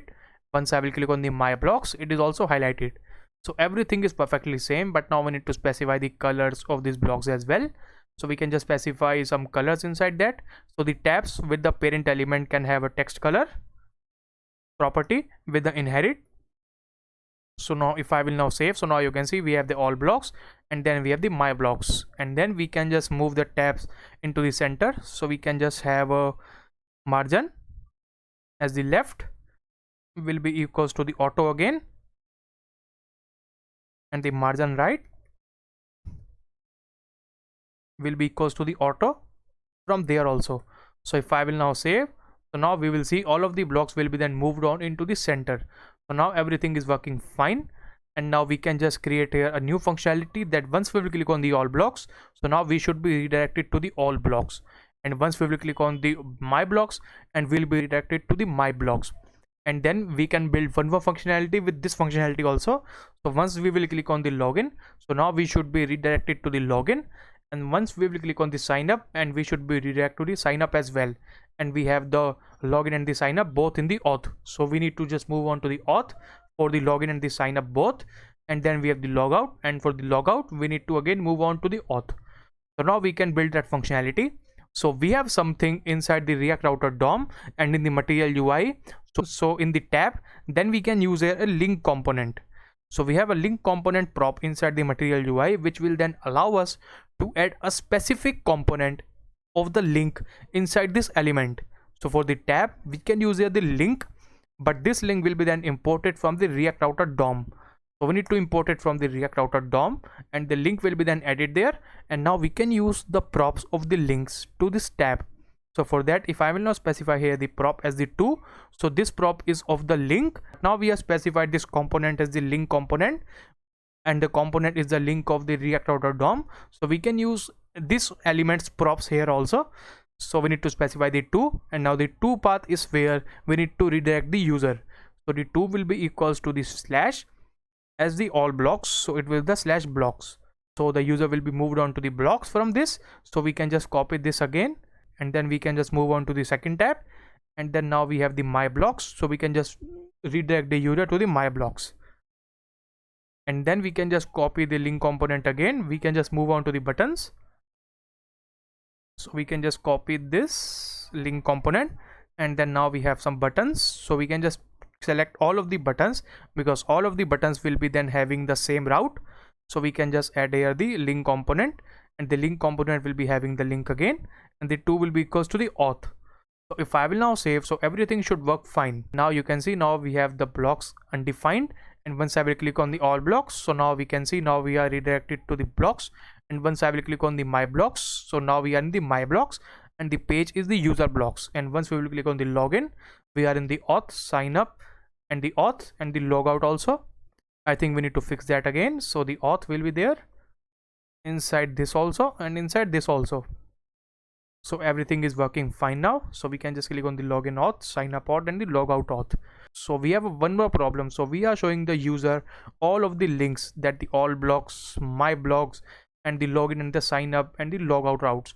But now we need to just stick to a functionality where if the user is not logged in, so then we need to show user the login and the sign up buttons only. And once the user is logged in, then we need to show user the all blocks, my blocks, and the logout. So we can do this functionality by moving ahead to the app.js, and then adding here a state as the is logged in, and then we can just do with this. But now we can have another alternative with the Redux. So we can have a Redux. So we can just move on to the new folder to install the Redux in the front end. So to install the Redux, we need to add the command as the npm install for the I. So it will be the react dash redux. So the React Redux will be then installed, and then we can use here the @redux js/toolkit. So these two packages will be then helping us to implement the Redux functionality in our application. So the Redux is now installed, and now we can just move on to the source folder, and then we can just create a one more folder into the source, which is the store. And we all know that Redux is like a central data store which is available throughout the application. So we can just create a one more file into the store, which will be the index.js. So then we will be having the whole data store inside this file only. So for that we need to import something from the Redux. So it will be import from /redux.js toolkit. So the toolkit allows us to create a slices of the Redux states. So we can just import the create slice from the Redux.js toolkit, and then we can use here the slice. And then to create the slice, then we can use here the name of the slice, like we can have a auth slice will be equals to the create slice. And then the create slice will be then having some functions, like it will have the name of the slice. We can have a name, like it will be the auth slice. And then we can have the initial state into the create slice as well. So the initial state would be then there. And then we need to specify a property as the is logged in to the false now. So the initial state is the false of this logged in. And after that, then we can specify one more thing in the initial state. It will be the reducers. So now we need to specify the reducer functions inside this. So for the reducer functions, then we can specify two reducer functions, which can be a login and the logout. So it will be the login and then the logout. And both of these functions will be then having the access to the state of the Redux. So we can just add a state to their parameters as well. And in the login, then we will just mutate the state dot is logged in will property will be equals to the true, and in the logout we will just have the state dot is logged in will be equals to the false. So this is the functionality which we needed. And now we have created the slice of the authentication, and now we need to export the store. So for exporting the store, now we need to export the reducer functions of the store, which will handle the state of the Redux. So for handling this, so we need to create a new variable as the store, and then it will be having the configure store, which will just configure the store for us. And then the configure store will be then also imported from the Redux.js toolkit. And then it will be having a property of the reducers. So now we need to specify the reducer. And now if you have only a single reducer, then you can specify like this, like we have here the single reducer, so authSlice.reducer. But if you have multiple reducers, then you can create here an object, and then you can just define the reducers with the key value pair. But now we have only single reducer here, so we can just specify the reducer as the authSlice.reducer. And now we need to call these action creators as well. So these are the action creators. So we need to just call here the action creators as well. So we need to import the actions. So it will the auth actions will be equals to the auth slice that we have dot actions. So we need to just export the auth actions. So it should be the variable as the const. So now everything would work fine. So now we have implemented the Redux functionality into our application. And for that, and now we need to move on to the index.js. And now everything is fine. And now to implement the Redux throughout the app component, so we need to wrap the app component with the Redux. So for that, we need to import something from the Redux. It will be the provider. So we need to add the provider, and the provider will be then imported again from the Redux, but it will be imported from the React Redux that we have installed. So we have a provider component which provides a state to a component. So we can just have a provider component, and then provider component will wrap the Redux. But now the provider component doesn't know that which state we need to implement. So we need to implement the store prop, and the store will be equals to the store that we have just created into the Redux. So if I will now save, so now we can see now we are having the provider store equals to the store, and then we are having the app as the provider, and then we are wrapping the app component with the Redux. And now to grab the state of the Redux, then we can move on to the app component, and then we can just add here the is logged in property from the Redux, and it will be equals to something. The something would be now we need to grab the state from the Redux, and to grab the state we have a hook of the use selector that is available inside the React Redux, which will then allow us to grab the Redux state. So it will have the callback function inside that with the state as the parameter, and then we can just grab the property of this state, like we have a state dot is logged in. So we can just grab this property and then we can just log this property as of now. So if I will now just save,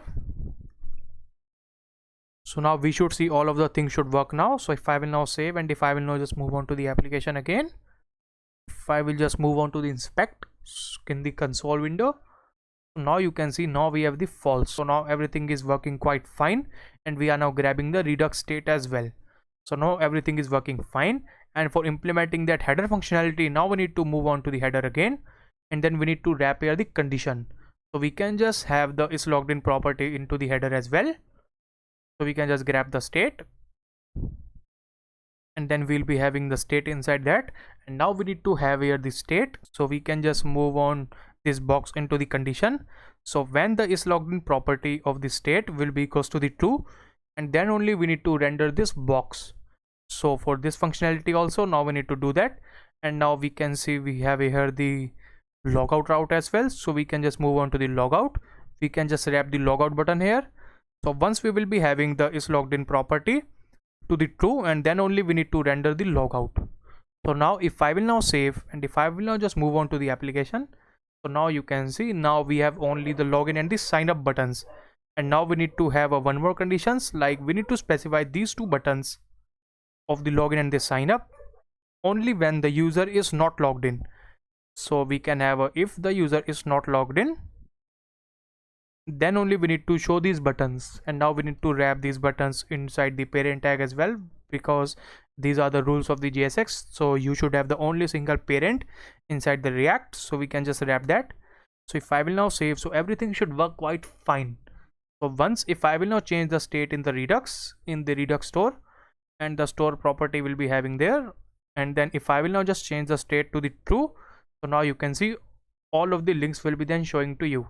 So now you can see all blocks and the my blocks is there, and then the logout tab is also there, and now everything is working fine. And now we can just have here the false as well. So now the header functionality of the application is completed. And now the next thing which we want to do, so now once the user will click on the login and the sign up, so now we need to build the login screen of the application. So for that we need to move on to the auth.js, and here we can render the login screen and the sign up screen as well.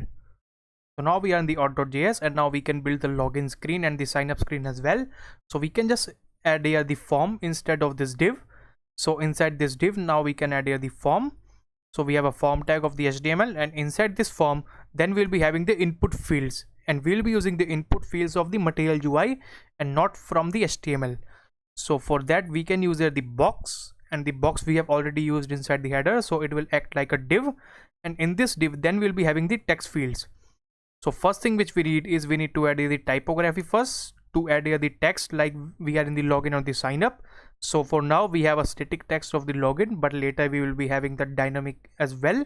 So after the typography then we can add here the text fields.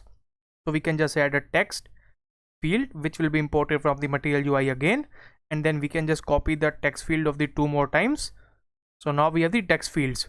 And now if I will now save, and now after that now we'll be having the buttons. So first button will be having, then we will be having the button of the submit, and after that we'll be having the button again of the change to sign up or login. So it will just sign up. So if I will now save, so now we should be having the box with the text fields and the typography and the buttons inside that. And to render that login, so if I will now save, and if I will now just move on to the auth, so now you can see now we have already there. So now you can see now we have the login, we have the text fields, and then we have the sign up, and then we have the submit, and then we have the change to sign up buttons. So now everything is working fine, but now we need to fix this styling. So first thing which we need is we need to move on to the box, and then we need to specify here this some styles to the box. So the box will be having some styles like the display will be equals to the flex box. So now we'll be using the flex blocks, and we'll be having the flex direction to the column, and then we'll be using some align items inside the flex box to the center, and the justify content of the content to the center. So if I will now save, so now you can see now we have the login, then we will be having the 3 text fields, and then we'll be having a submit and the change to sign up buttons, and the box will be having some more things, like it will be having some box shadow. So we can just add a box shadow, and the box shadow can be 10 pixels vertically and the 10 pixels horizontally as well, and we have the 20 pixels of blur. And then we need to define the color, so the color would be hash ccc, which is like a gray color, light gray color. And then now we can just specify some padding also of the box, so it will be having some padding, like the padding can be 3 here, the number would be 3. And after that, and then we will be having a one more thing, so we can just have here the margin from the all of these sides will be equals to the auto, and the margin top we need to define that, so we can just define the margin top also. So the margin top will be then overridden, so it will the margin as the top, and we can define the margin top as the, I think we can define here the number as the 5. So if I will now save, so now we should see everything should work fine. And now we can just define one more thing as the border of the box, so we can just define a border radius only, which will be equals to the 5. So if I will now save, so now we will see some changes to the screen. So now if I will now save, so now you can see, now we can see some changes. And now we need to fix one more thing. Now the box is containing the full width of the screen, so we can just limit the width. So we can just have here the one more property as the max width of the form will be equals to the 400. So if I will now save, so now you can see, now we have the width of the 400 of the form. And now you can see, now we have the login, and then we have some screens. And now you can see, now the box is looking good, but now we have to fix the text fields. So then we need to move on to the text fields. We need to select all of the text fields now from the control and F2, and then we can just define here the margin of the all of the text fields. We'll be having the margin, and then margin we need to specify the margin as the normal. So we have 3 properties of the margin in the material UI, but we can use the normal. And then we can just move on to the typography to define some padding will be equals to the 3, and then we can just define here some text align to the center. So now everything should work fine. So if I will now save, so now we can see if there is any change. So now you can see, now it is looking good, and now we have the submit and the change to sign up buttons as well. So we can just add here the color of the button, like it will make a color will be equals to the warning, and then it will be having the SX prop, and it will be having the SX with the border radius will be equals to the 3, and then we'll be having the SX prop in the sign up as well. So we'll be having a border radius will be equals to the 3. Now you can see, now we have the change to sign up and the submit button as well. So everything is working fine. And now we can just change the submit button to the variant of the contained, because it will look different from the change to sign up button. So the variant equals to the contained. So if I will now save, so now we should see the changes. Now you can see, now we have the changes, and now we can just define a one more property as a margin top will be equals to, like we can just define as the 3. Or if I will now save, so now we can see the margin top is the 3, and then in the change to sign up as well, we can just define a margin top will be equals to the 3 again. So now we can see everything would work fine. Now we can see in the submit, and now we need to define the typography. So now the typography style is not good, so we can just define a variant. So the variant can be equals to the h2 here. So if I will now save, so now we should see the changes. Now we can see, now we are in the login, and now it is looking good. And now we need to define here some properties inside the text field. So it will be having the placeholder will be equals to the name, and then we need to specify here the placeholder here as well will be equals to the email, and then we need to specify the placeholder there as well. It will be equals to the password. And now the email field will contain the type of the text field will be equals to the email, and the password will be having the type of the password.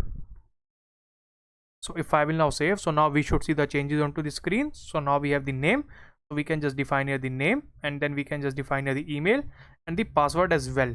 So now everything is working quite fine again.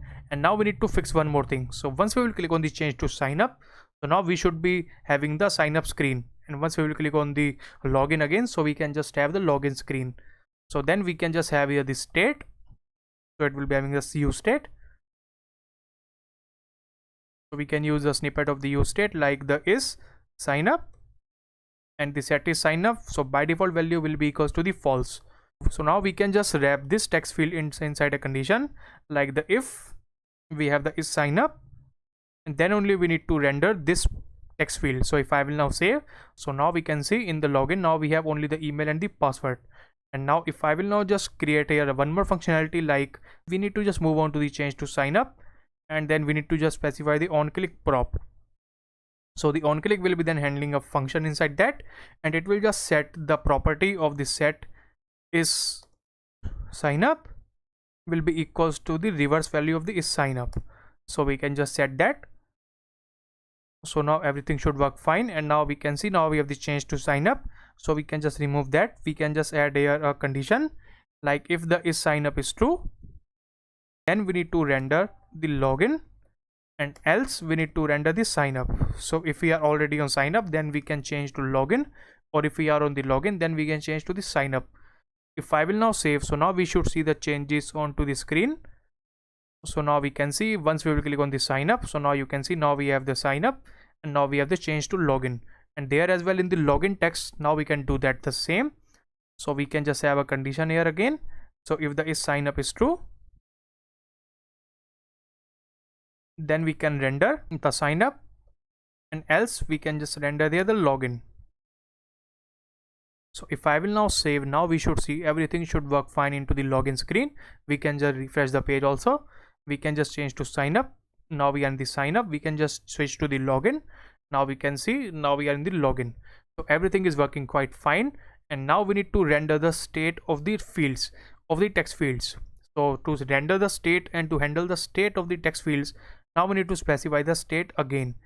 So we can just specify the state with the use state. So again we need to use the use state. So it will be having the inputs, and then we'll be having the set inputs, and the by default value would be having then object, and this object will be then having the name property to the empty string for the initial state, and then it will be having the email as the empty string. The password again will be having the empty string again. So now everything is working fine, and now we need to just define the values of these text fields into these names. So we can just define a value will be equals to the inputs that we have defined the state dot we have the inputs dot name. So we can use that. So we can just copy this value again. We can just add this value here also. So we have the value equals to the inputs dot email, and then we'll be having the value so inputs dot password. So everything will work quite fine. But now if you will just move on to the browser again, so now you cannot change anything onto the email, because now the value we have defined is the static value which we are not updating the state, and it will be having only the empty string. So now we need to handle the state of the typography as well. So we need to handle the values. So for handling the values, then we can just define here the function in the text field, and it will be equals to the handle change. We can just define a function as the on change. So whenever the input field will be changed, so we can just have the handle change inside that. So same we need to do this into the text field as well, email text field as well, and in the password as well. And now we need to do one more thing, like we need to specify an identifier to every text field. So the identifier would be then having the name. So we can just provide here the name, and then name will be equals to the name, the same as we have defined in the state. So we have defined the name as the state, we have defined the name, and then in this text field we will be having the name equals to the email, and in this text field we'll be having the name equals to the password. And now we need to define the handle change function. So the handle change function will be then having all of the text field inside that. So we will just change the values according to the identifiers. So with that, so we can just create here a function as the const as the handle change will be equals to the function which will contain the e as the parameters as always. And after that, now we need to handle the state. So first we need to set the inputs. So now we need to set the inputs here, and for setting the inputs, now we need to add one more thing. So it will be having the previous state first. So it will run the previous state, then we need to render the previous state first. So for that, now we need to add here an object first. So the object of the inputs will be then having the previous state. So first it will be having the previous state, and then it will be having the new state, and the new state which will be having is the e.target.name that we have the name property of the text field and the e.target.value. so this is the thing which you need to know, that e.target.name will give you the name of this text field. It will just reference to the this, and this will be the text field, and then you will be having the e.target. Target will be the text field, and then it will be having the property of the name, so you will get access to the name, and then you will get access to the value as well. So we have the name and the value. So the name, so once it will move on to the text field of the name, so when we will change the name of it, like we can just define nikh, so it will just store the previous state of the nikh as well, and it will just add a new value to the name and the value. So if I will now save, and if I will now just move on to the text field again, now if I will now just add something, so now you can see now it is accepting all of the values. So now you have understood that how it is working. It is first targeting the property of the text field, and then it is updating the value of that property, and then it will just access the value of the name, email and the password, and then it will update the values accordingly. So now everything is working quite fine. So now we can just define a submit function. So for the submit, we need to define the button as the type will be equals to the submit. So everything will work quite fine with that. And now after the type equals to the submit, now we need to specify the form as the on submit prop. So whenever the form will be submitted, so this function would be called. We have the handle submit, so the handle submit function would be then called. So we can just create this function here as well. So it will the const as the handle submit will be equals to the function, which will contain the event as the parameter again. And then it will be having the first thing which we need is we need to prevent the default behavior of the browser. So it will the prevent default. So the default behavior would be then prevented because it will send the form data to the URL. So we need to just prevent that.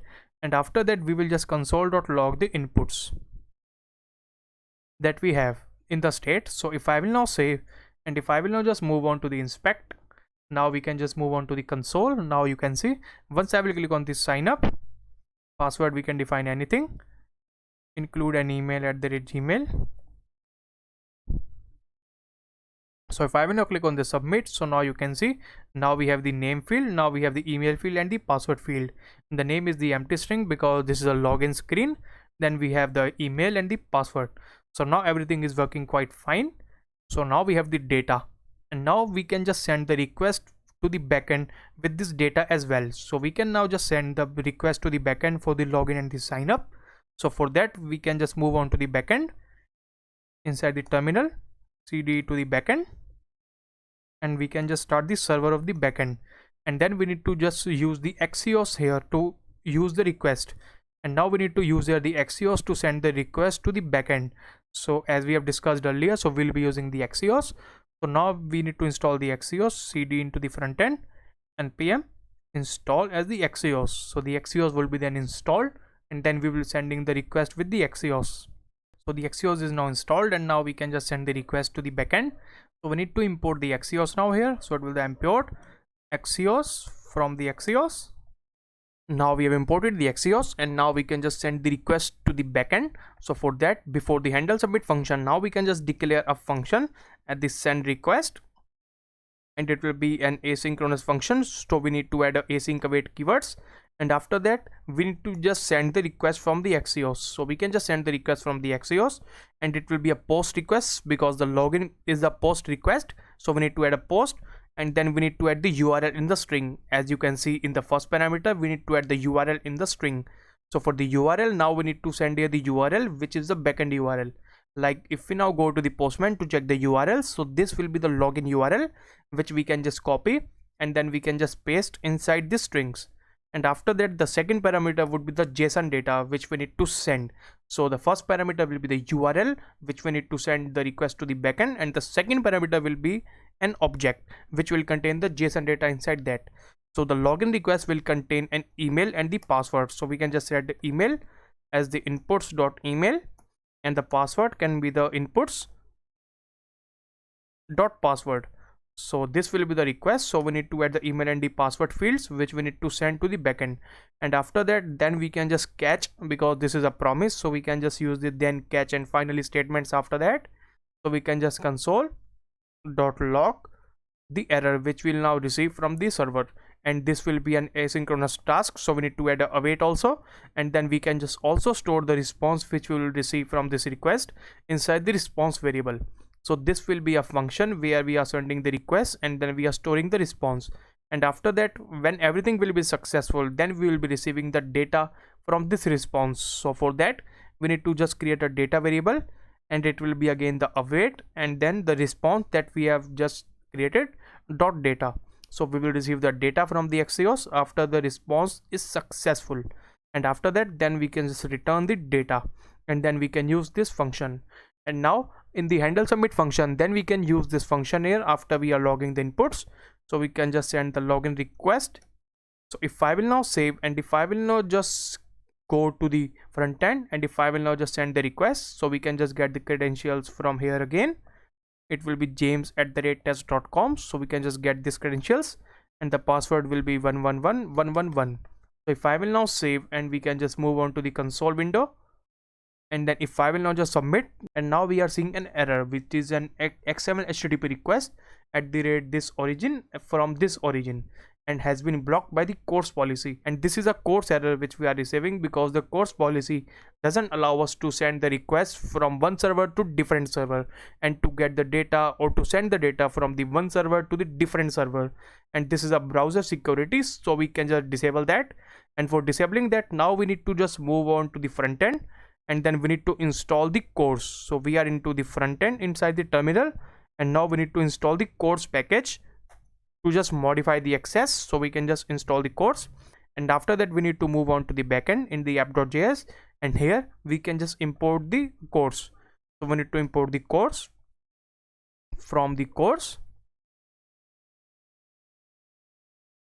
So now we have imported the course, and now before any middleware, now we need to use the course. So it will be the app.use, it will be the course. So now we are using the course before every middleware from that. So if I will now save, and if I will now just move on to the front end again, I will now refresh the page again, and we can just disable everything from there. And now the URL will be the james@test.com again, and the password will be 111111. If I will now just submit again, now we should see everything should be successful. And now you can see now everything is successful, and now we are not logging the data inside the console, I think. And after that, we can just move on to the network tab, and then you can see now we have sent the login request. And if you will just click the login request, then you can see the status code is the 200, which is okay. And if you will just check the review and the response, so now you can see now we have got the data from the backend, which is the login successful. So now everything is successful, and we have successfully created a login request to the backend. And now we can just do the same with the sign up also. So for the sign up functionality, now we can just move on to the auth again, and then we can modify this function only. So we can just add here the type parameter inside the request, and by default value of the type will be the login. So we can just add a type equals to the login, and then in the sign up we can just define the type. So here we can just remove that, and this will be the, and we need to remove these strings with the template literals. And after that, we need to just add here the type, which will be the login. So this will be the login type which we are using, and we need to send here the name also with the name property with the inputs dot name. So we will send the request with these three credentials always. And now once we are sending the request from the handle submit function, so we need to move on to the handle submit, and now we can just add here the condition inside that.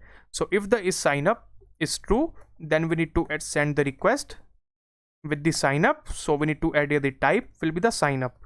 So this sign up property will now go to the backend, and after that, then this is a promise, so we can use here the then statement which will receive the data, and then we can just console.log the data that we are receiving.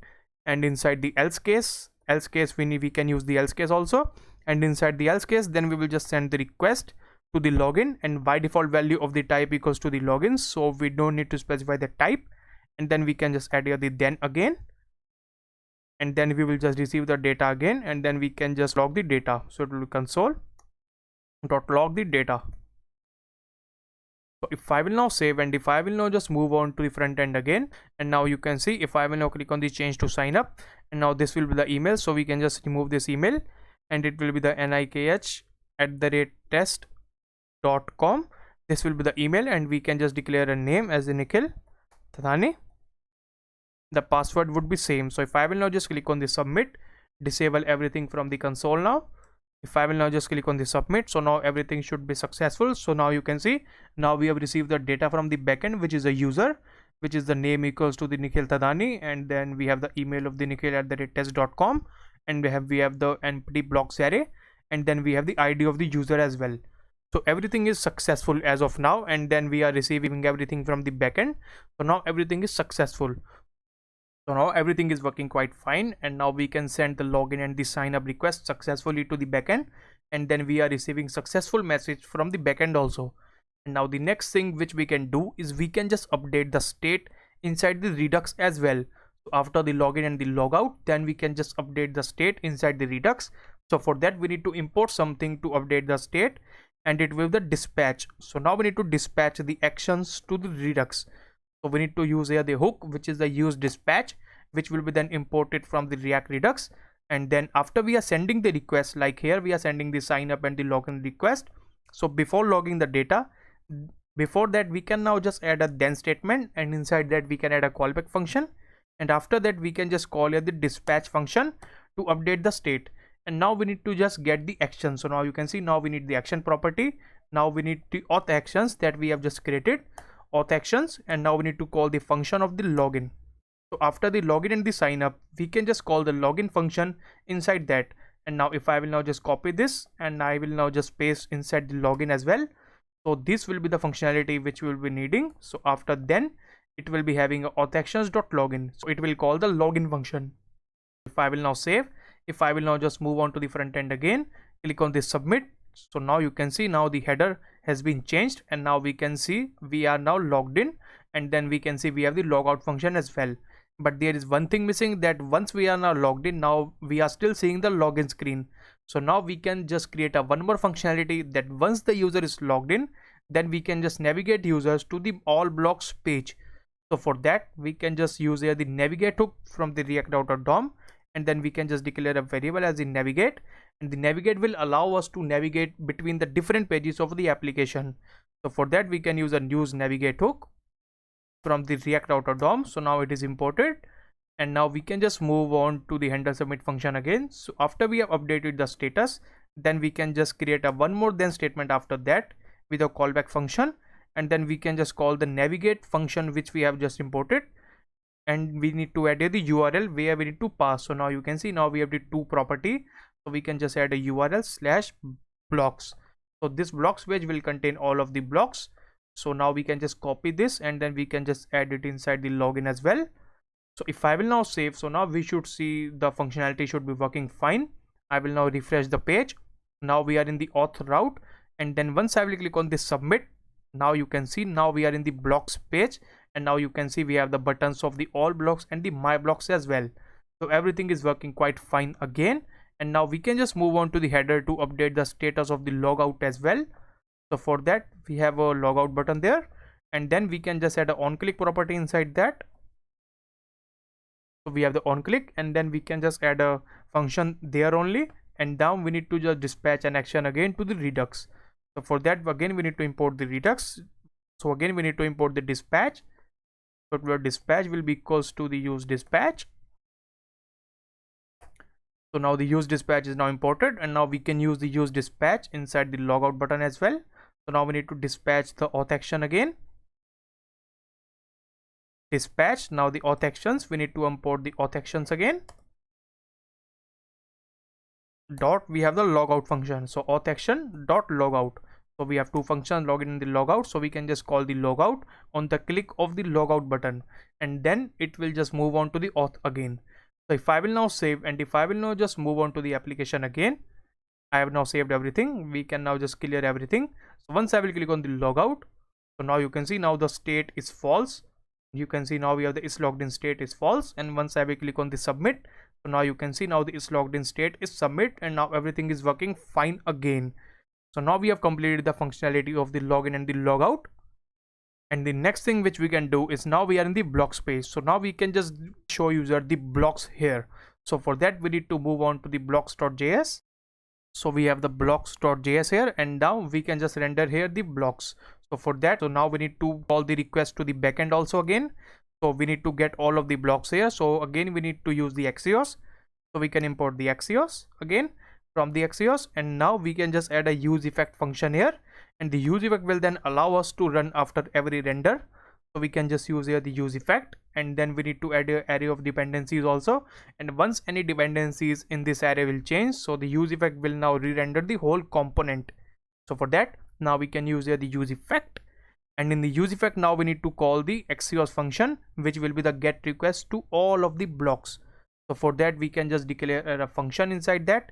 It will be the const as the send request will be equals to an asynchronous function again, and then we can just call here a function, and after that now we can just declare a response variable as we did in the login. Response will be equals to the Axios dot get. Now we need to add the URL. So now we need to add the URL as the HTTP again slash the localhost port of the 5000 slash API slash block, and then this will be the request. So I think we need to move on to the request to check the blocks. So now you can see now we are getting the blocks from the same URL. So this will be the URL, and now we need to get here the blocks, and then we can use here the catch statement also. So if we will get an error, so we will just return the console.log the error. So everything will work quite fine with that. So if I will now save, and if I will now just add here a data variable also, so we can just add a data will be equals to the response dot data. So we have added a async, so we need to add a await here also. It would be the await, and here also we need to add here the await, and then we can just return the data. So we need to return the data here. So now everything would work quite fine, and now we can just save, and then we can just call the send request function inside the use effect also. So the send request is there, and now we need to get here a new state. So now once we are sending the request to the database, so for the send request function, then we will receive the data with the array of the blocks. So we need to store the blocks also, so we can just declare a use state here.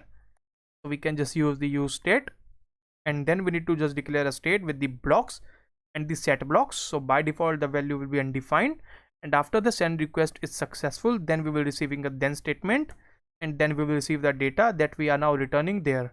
And after the data, then we will just set the blocks with the data dot blocks that we are now sending from the backend. So this will be the request which we are sending. So I will now just remove the set blocks from here.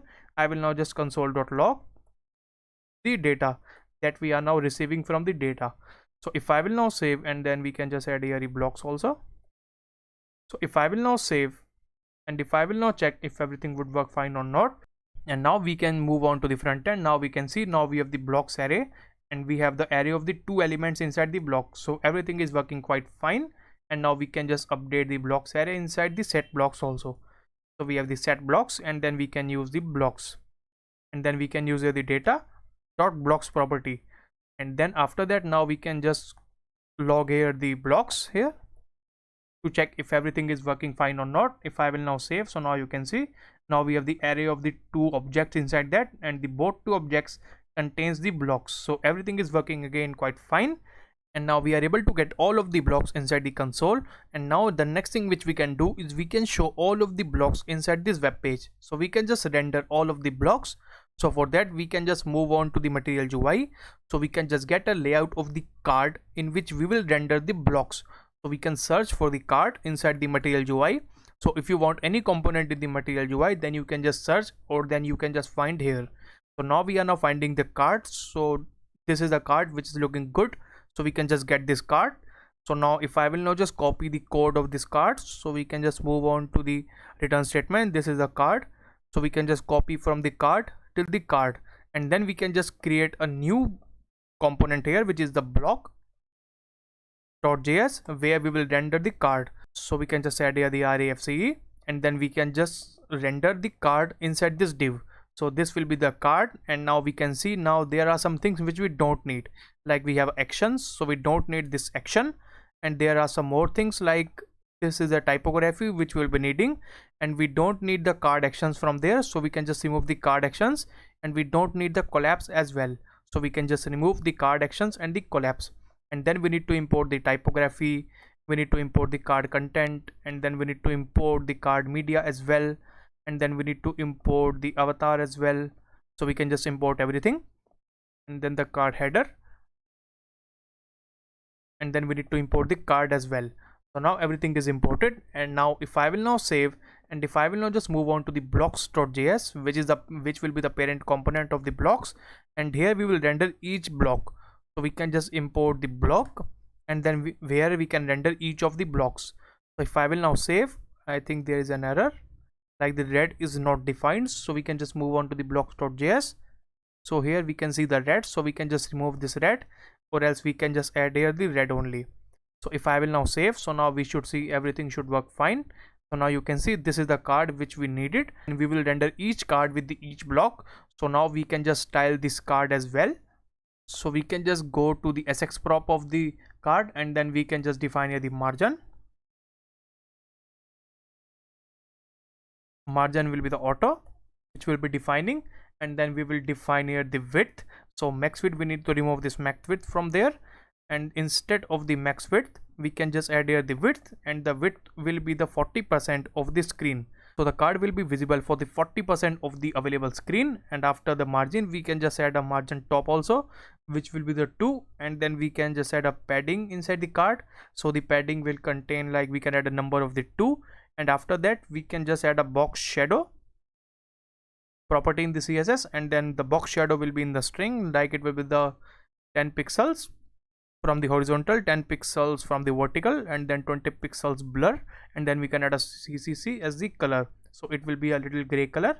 And after that, now we can just add a one more property of the hover as well.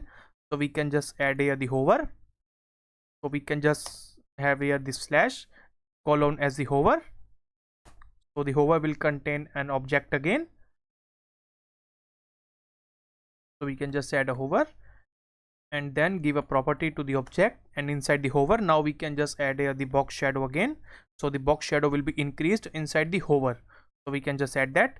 So we can just decrease the box shadow here, like the 5 pixels, or here like the 5 pixels again, and then the 10 pixels, and in the hover then we can just add a same, but with the increased or with the doubled amount of shadow. So we can just add here a string again, which will be the 20 pixels, and then here we have the 10 pixels, and here we have the 10 pixels. So if I will now save, so everything should work fine again. So this will be the code. So if I will now save, now you can see, now we can see the block onto the screen. Now we have the functionality of the hover as well, and now you can see the card is looking good. And now we can render each card with the blocks that we will receive from the block state. So then we can just add a condition here. So the condition would be when we'll be having the blocks, and then we will render each block inside that. So it will be the blocks, and then we will render each block inside that. So we can just add here the block, and then we can just add here the blocks dot map, and we will map the array, and then it will contain the callback function inside that, which will be the block, and slash it will be the index. So we will be having a block and the index variable inside that, and then we will return the block with that. So now we will pass the block inside that, and then if I will now save again, so now you will see, now there will be some changes onto the screen. So now you can see, now we have two values inside the array, and now we have the two blocks onto the screen, and now we can just pass some props to this block. So we can just go to the block, and then we can just accept some props here, and I will now just destructure the props inside the props object also.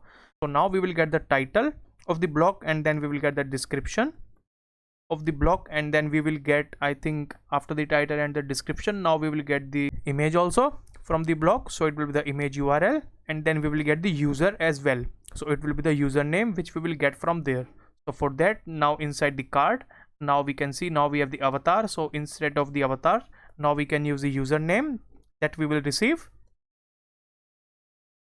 And now we can just move on to the card media, and component equals to the image.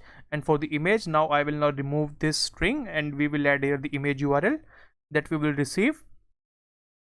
So it will be the image URL, and then inside the typography, now we will add here the description. So we don't need this, now we will only add the description here. So if I will now save, and if I will now just move on to the blocks.js, which will be the parent component, here now we will pass the props. So we will pass the title will be equals to the block dot title property, and then we will add the description, and the description will be equals to the description will be equals to the block dot description. And then after that, now there will be the image URL, so it will be the block dot image URL. And after that there will be the user name, so it will be the username, so it will be the block dot user object dot name, so it will refer to the collection of the user. So block dot user collection dot name. If I will now save, so now we should see all of the blocks onto the web page. So now I think there is an error, so we can just check the error inside the inspect. So we can just move on to the console. So I think there is an error, so type, so it is having the cannot read properties of undefined name. So we have the object and then we have the user property. We have one thing missing, like we are not sending the user collection also, so we need to move on to the backend, and then we need to just move on to the controllers, and then we need to move on to the blocks. So here, once we are getting all of the blocks, so we need to just add here the user collection also, so we need to populate the users also, so it will be the user. So if I will now save, and if I will now just move on, and if I will now just refresh the page again, so now we should see all of the things. So now we can see if we can get the array updated array.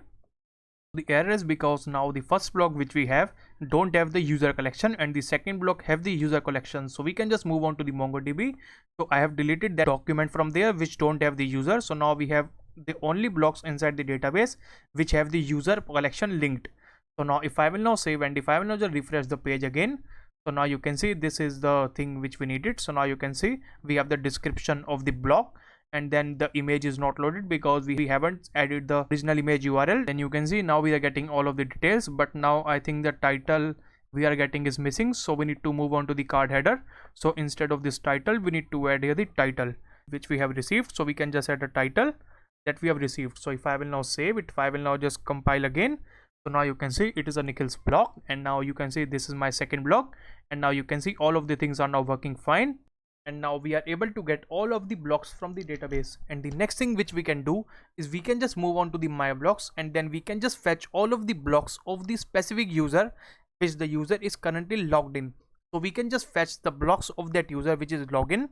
But where do we get the ID of the user? So we are not getting the ID of the user when we are logging in.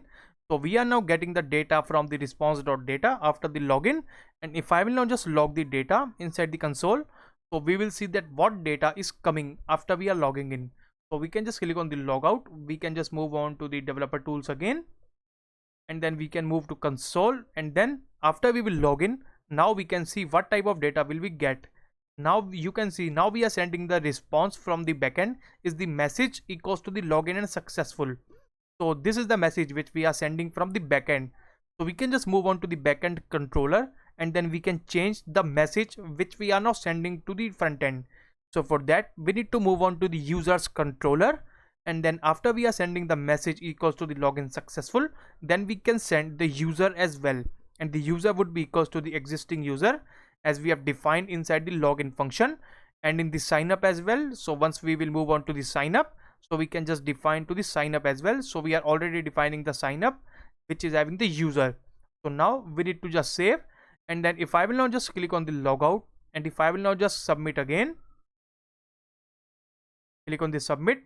So now after the submit, then you will see after the login, then you can see now we got the message as the login successful, but we also got a user as well, and the user is equals to the user which is currently logged in, which is having the ID, which is having the blocks, which is having the email and all of the fields. So now we are getting all of the things, and now after getting the ID, now we can just fetch the blocks of the user as well.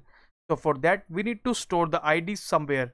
We can store the ID inside the Redux state as well, and we can store the ID inside a variable there as well. So we will get the variable, but if we will store inside the memory of the application, so once the application will be reloaded, then you can see then the login state will be now equals to the false. Then the state of the Redux will be set to the initial state, which will be the is logged in equals to the false. So we will log out of the application if we will refresh the page. So where we can store the ID of the user, so we can store the ID of the user inside the local storage. So for that the local storage will be available even after we refresh the page, or even after if we will close the browser and if we will reopen the browser as well. So it will always be available, and it is type of a permanent storage inside the browser where the user's ID will be available. So for that, after the login, then we can store the ID of the user inside the local storage as well. So we can just do that. So if we are getting the sign up, then the first then statement will be equals to the, then we will be getting the data which is in the return statement. Then we will just set something inside the local storage. So the local storage is available globally inside the JavaScript, so we can use that. So to set the item inside the local storage, there is a function of the set item, so we can use that. And the set item function needs two arguments, which is the key and the value. So we can just add a key inside that, which will be equals to the user ID, and then we can just add the ID as well as the ID which we will get from the data. So we will get the data dot user dash underscore ID. So we will get this ID. So we can just do that inside the login as well. We can just move on to the login. Then we can do this here as well. So if I will now save, and if I will now just move on, if I will now just remove everything from the routes, if I will now just start a fresh login again, I will log in and I will now submit.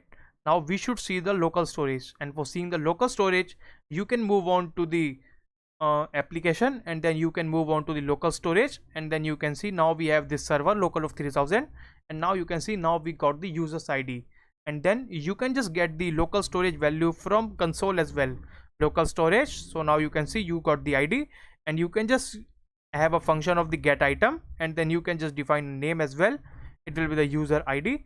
So if you will just define the name, then you can get the ID as well. Now you can see now we got the ID of the user, and now we got the ID. And now the next thing is we can do is we can just fetch the blocks of the user through this ID. So we can just move on to the my blocks page, and then we will just fetch all of the blocks. So we can just move on to the my blocks. Inside the front end we have a user blocks, and then we will fetch all of the details from the local storage ID. So first thing is we need the ID from the local storage, so it would be ID equals to the local storage dot get item, and the get item will be equals to the user ID, the key.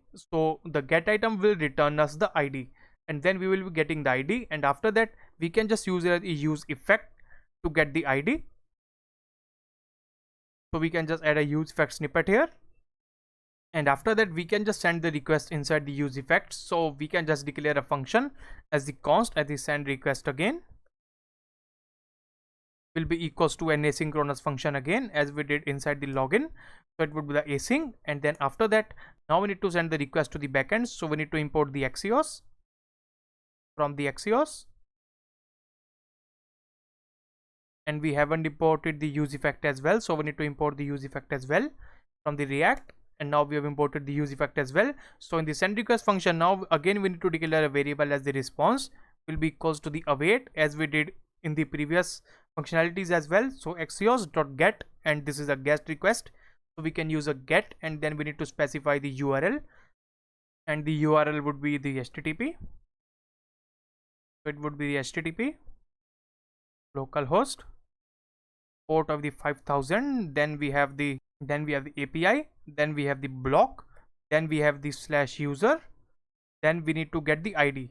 So if you want to check the routes, so you can just move on to the block routes, and then you can just get the structure as well. So this is the route which we need to get. So it is a get request again. So after the block it has the user slash ID. So we need to define the user slash ID here. So it would be the ID. So instead of the strings, we can just move, and then we can just add here the template title strings here, and after that then we can just add here a variable as the ID.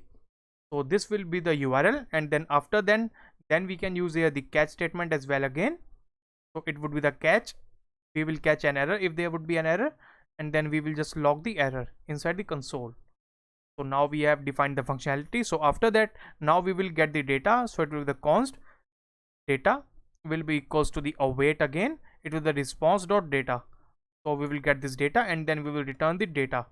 So after returning the data, inside that now we need one more thing. Now we need a state where we will store the data. So for that we can just define here the use state as well. So we can just go to the top, and then we can just define here the use state. So we can just define this data again as the blocks, and then the set blocks, and by default it will be an empty array.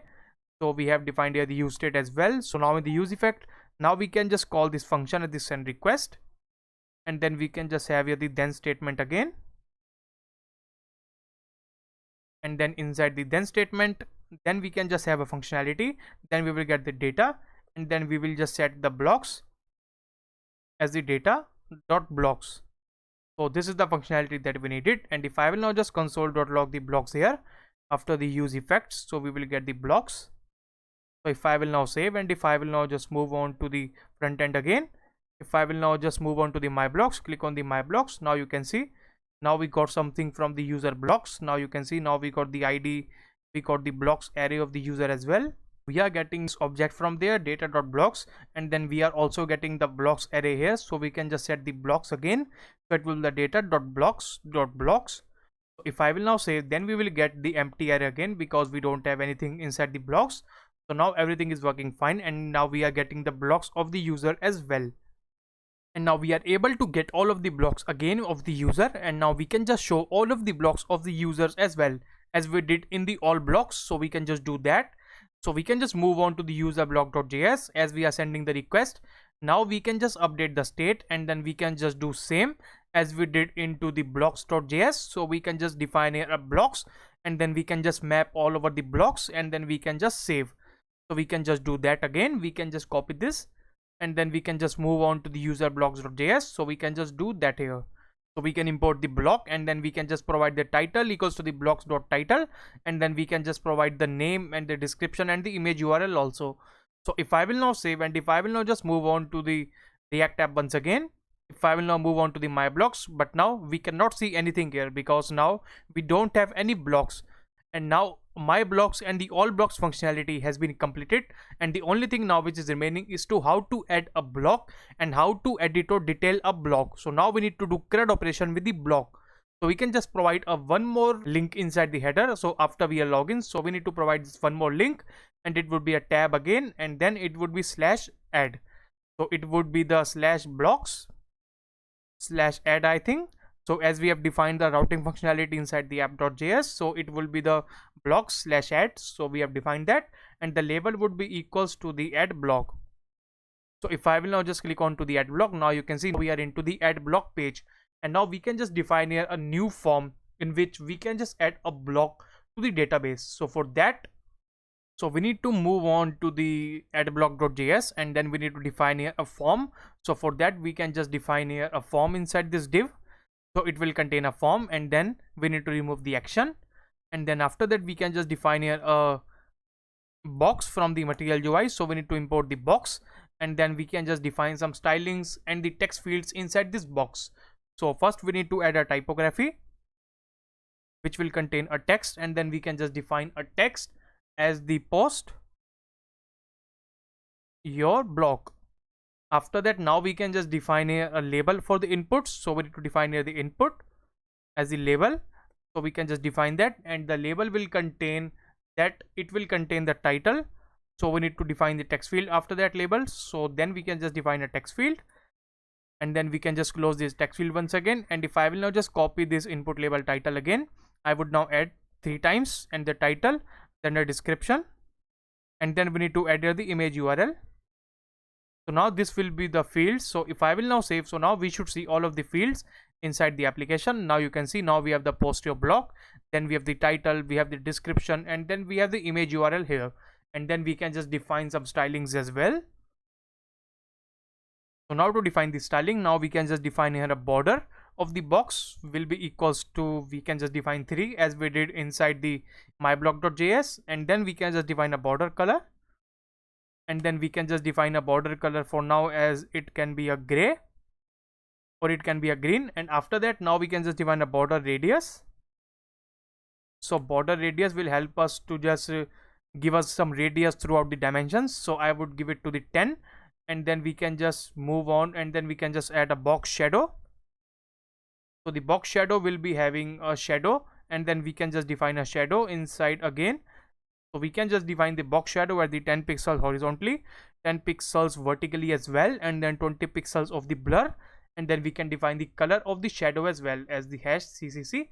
And then after that, now we can just define the padding as well, and the padding would be again as the 3. And then we need to define the margin as well. So the margin will be equals to, we can just define here a 3. And now for that, now we need to define here the flex also for the forms to have all of the content inside the columns. So we can just define a display will be equals to the flex again, and then we can just define a flex direction would be equals to the column. We can define a one more field, and then it would be the width. So we just define a width also, and the width would be equals to the 80% of the available screen. So this will be the stylings of the box. So you can just see all of the stylings here, and after that now we can just define some styles inside the typography as well. So the typography will contain, we can just define a font weight would be equals to the bold, and after that now we can just define a padding again would be equals to the 3, and then we can just define a color of the text also would be equals to the gray, and we can just define a variant also would be equals to the h2 because we need a heading type variant, and then we can just align the text inside the center with the text align property. It would be inside the center, and then we have a text of the posterior block. And now inside the input label now we can just define a sx prop, and the sx prop will contain, it will contain the margin bottom can be equals to the 1, and then margin top will be equals to the 2, and then we can just define a font size would be equals to the, I think we can just define a 24 pixels, and then we can have a font weight as well would be equals to the bold. So we can just define these styles through all of the labels. So we can just copy this object from there, and then we can just move on, and then we can just define an object before the component is rendering. So we can just define as the cons as the label styles would be equals to an object. So we can just define this object there, and now instead of defining an object inside the sx, now we can just define here the label style. So we can just define a label styles in all of the input labels. So we can have in this as well, and we can have in this input label as well. So if I will now save, so now we should see all of the things should work fine. So now you can see now we have a layout of the posterior block, and now you can see now we have some input fields, and now we can just define some styles for the text fields as well. So for that we can just define here some things like in the text field. Now we will define here the margin. So we can define a margin would be equals to the auto here as well, and then we can just define a variant would be equals to the outline. So these two would be same for every text field. So we can just copy, and then we can just paste here as well, and the here as well. So if I will now save, and if I will now just see if there is any change. So now you can see if I will now just refresh the page inside the block set, we need to log in again, we need to submit again, we need to click on the add block. So now you can see now we have this form, and now I think we haven't defined the margin. We can define the margin as the auto to have it inside the center. So if I will now save, so now you can see now we are in the center, and now we can just define a margin top as well inside this box. So it would be the 3. So if I will now save, so now you can see now it is looking good, and now we can just define the border color as well. So we can just define the border color of the form, and we can just define the color as we have defined inside the header. So we can just move on to the header, we can just get the color from the header again. So we can just move on to the background property would be equals to the linear gradient, and then we can just get this inside the add block, and then we can just define a border color would be equals to this color. So if I will now save, so now we should see the changes. Now you can see now we are seeing the changes as the posterior block. We have some text fields, and then we have some styles inside that. So now we need to handle the state of this form as well. So now the styling is completed, and now the next thing is now we need to handle the state of the form as well. So we need to store the data of the inputs. So for that, as we did inside the auth.js, so we can just do the same. So we can just grab the states of the input here. So we can just copy the input, and then we can just move on to the, I think then we can just move on to the add block. I will just close the other files, and I will now just have here the input state. So we have some inputs, and now instead of this name it would be having the title, and then the email would be having the description, and then we can just define a password. So the password would be equals to the image URL here. So image URL. So now we have defined some state, and now we can just define the names identifiers, and now we can just define the identifiers according to the state. So we can just define here the value would be equals to the inputs, that we have dot title. So this is our first text field, so we can just define a value equals to the inputs dot title. We can just define a name would be equals to the title, and then we can just define an on change function again, and the on change function will be equals to the handle change. So now these three values are required, and now we can just copy these three values and then we can just paste inside every text field. So we have a one more text field here, so we can just have here the name equals to description, and then we can just have a value as inputs dot description, and after that we can just paste inside this field as well. So name equals to the image URL, and then we have a on change, and then we can just define a value as the inputs dot image URL. So now we have everything covered, and now we can just define here a button as well to just save. So we have a button, and then we can just define a button as the type will be equals to submit, and then we can just have here the submit inside the button, and then we can just move on, and then we can just declare on submit prop to the form as well. So it have a on submit, so we can just define on submit, and we can just define a function as the handle submit. So now we need to define these two functions as well. So first it will handle change. So the handle change will be equals to the function which will get as the parameter, and then we need to handle the state, and then we need to define the handle submit function as well. So const handle submit will be equals to a function contains e as the parameters, and be having e dot prevent default again. So now we can just define the handle change function as we did in the auth.js, and it is a purely dynamic function as we did. So we can just copy that, and then we can just paste inside the handle change as well, so it would work same. So if I will now save, and after the submit, if I will now just log the data of the inputs to see if everything is working fine or not, it will be the inputs, and then I think there is one error, use state is not defined, so we can define the state as well here. So we have missed defining the use state. So now we need to define here the div inside the brackets. We can just define a brackets, and after that, now if I will now save, so now we should see if everything would work fine or not. So if I will now just move on to the inspect to check all of the values are working or not, we can just move on to the console. We can just remove everything from there. We can just define the title as my new blog, and then we can just define a description as recorded in US, and then we can just define an image URL, and we can just get an image URL there. So I will now copy and I will now paste this image URL. So I have copied the image URL, so I will now paste this. So now if I will now just click on the submit, now you can see now we have the title as the my new blog, we have the description, and then we have the image URL also. So now everything is working completely fine. Now I think the button style is not looking good, so we can just move on, and we can just define some styles to the button as well.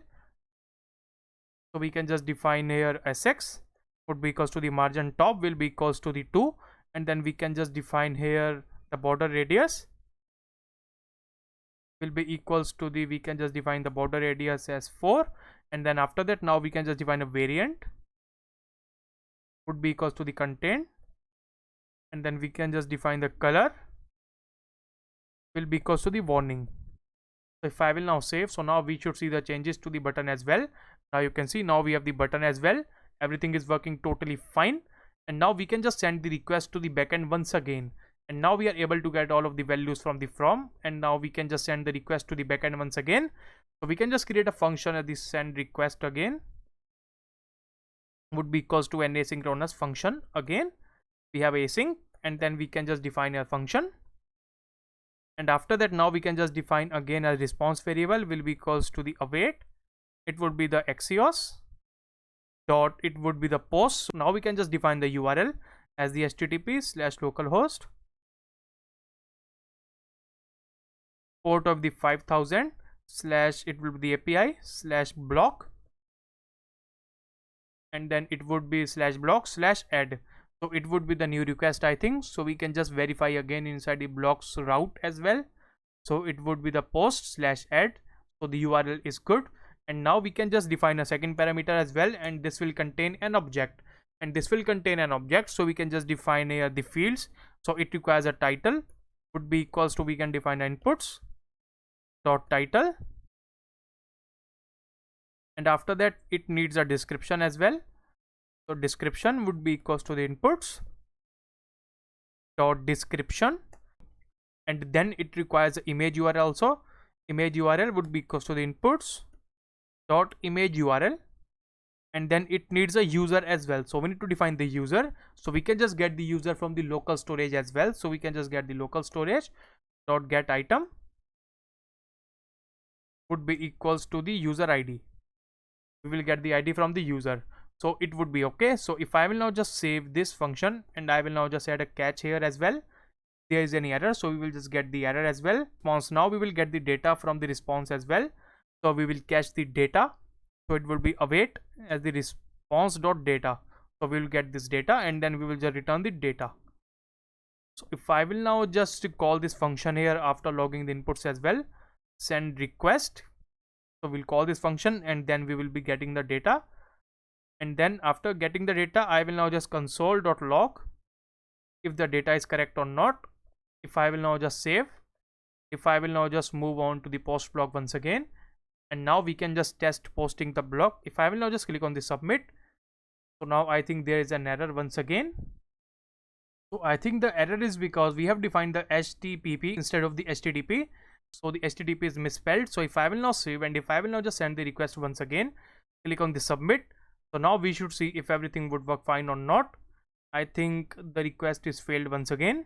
So if we will check the error again, so we can just move on to the backend terminal, and then I think there's an error. So I think the path is image, not the image URL, I think. So we can just move on to the block model. So right, the path is the image and not the image URL. So we can just move on to the add block once again, and then instead of defining the image URL, it would be there's only image. So if I will now save and if I will now just move on to the application once again, if I will now just click on the submit, so now you can see everything is working fine, and now you can see the block is there, and now you can just move on to the network tag as well. So you can just check if everything working fine or not. So we have this request. Now you can see the headers. We have the status of the 200, which is okay. So everything is fine. And now we are getting the block as well with the ID. So if I will now just move on to the my blocks, so now we can see now we have my new block, which is recorded in the US, and now everything is working fine. But now I think the image is not coming, so we can just move on again. So we can just move on to the blocks.js. So it would not be the image URL, it would be only the image, and then we need to move on to the user blocks as well, and it would not be the image URL, it would be only the image because we have defined the image URL. So if I will now save, if I will now just move on to the blocks again, so now you can see our block is now perfectly defined here, and now you can see the image is also coming, and now you can see we have the block as well as the recorded in the US, and now everything is working fine. And now we have missed one thing, so we haven't defined the name also inside this block. So we can just define the name. So we can just move on to the block.js once again to have some good styling inside our block. So after the description, now we should have the name as well.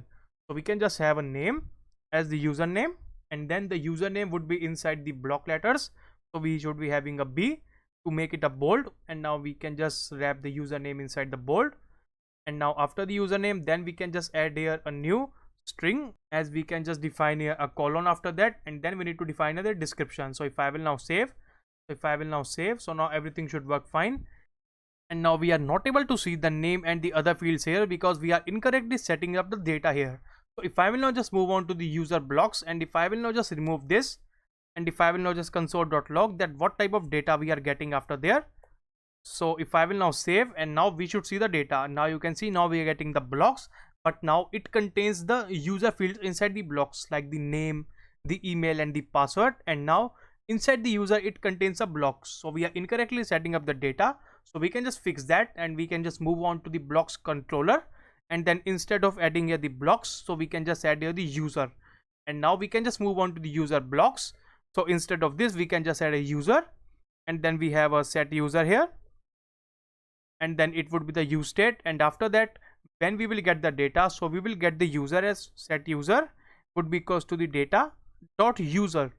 So we will get these fields, and now instead of these blocks, then we will just log the user that we are getting, and instead of these blocks, then we will just fetch the user dot blocks if we have the user dot blocks, and then only we need to add here the user dot blocks. It will be the user dot blocks, and after that we will be having all of the fields, and in the username it will be having the fields of the user. Or once we will be having the user, and we will be having the user dot blocks, and then we will be having this thing, and then we need to add here a key as well. because it is an iterator, so key would be the index. So if I will now save and if I will now just move on to the blocks array, now you can see now everything is working perfectly fine. And now we can see now we have a my new block. We have the name's first letter as well, and then we have the name and the description as the caption as well. So everything is perfectly fine now. And now the next thing is what we can do is we can just edit this block as well. So now almost everything is working fine in our application, but we need to just edit and delete this block as well. So now the add functionality is completed, all functionality has been completed, only user specific blocks functionality has been completed, and the only functionality which is remaining is now we need to edit or delete this block. So we need to work on the edit and delete functionality also. So for that we can just move on and we can just define some checks inside the blocks.js. So here we are sending the blocks. And now we need to add one more functionality, that we need to show the edit and the delete buttons inside this block box. We can just add a edit and the delete icon inside this block only if the block is of user specific block which is currently logged in. So for that we can just add a check inside this block which would be is user. So we can just add a check and then we can just get the item from the local storage. So local storage.get item. So we can just get the user ID from the local storage, and then we will just check the user ID with the actual user.id which we will get. So it would be the block.user.id. So it will check the ID of the local storage and the block.user.id. So if the IDs are same, then we will be able to see the buttons. So if I will now save and if I will now just move on to the block.js, I will now add here a new field prop as the isUser. So if I will now just log the isUser, like if I will now just console.log, and the log will be the title, and then if I will now just log the isUser to verify if everything is working fine or not. So if I will now save, so now you can see if I will now just move on to the all blocks, so now you can see now the my new block is true because we have added this block from this user which is currently logged in, and the Nikhil's block is false because this is not of the user which is currently logged in. So now we have got this functionality, and now we can just do same inside the user blocks, and in the user blocks it will be same always because we are just fetching the blocks from the user's ID. So we can just add a isUser property to the true always. So if I will now save, so isUser will be true always inside the my blocks. And the next thing which we can do is we can just add a edit and the delete buttons inside the single block, inside every single block. So for that, after we have defined the cart, so we can just have here the one more functionality. So I will now just minimize this. So after we have defined the cart, now we can just define a one more check here.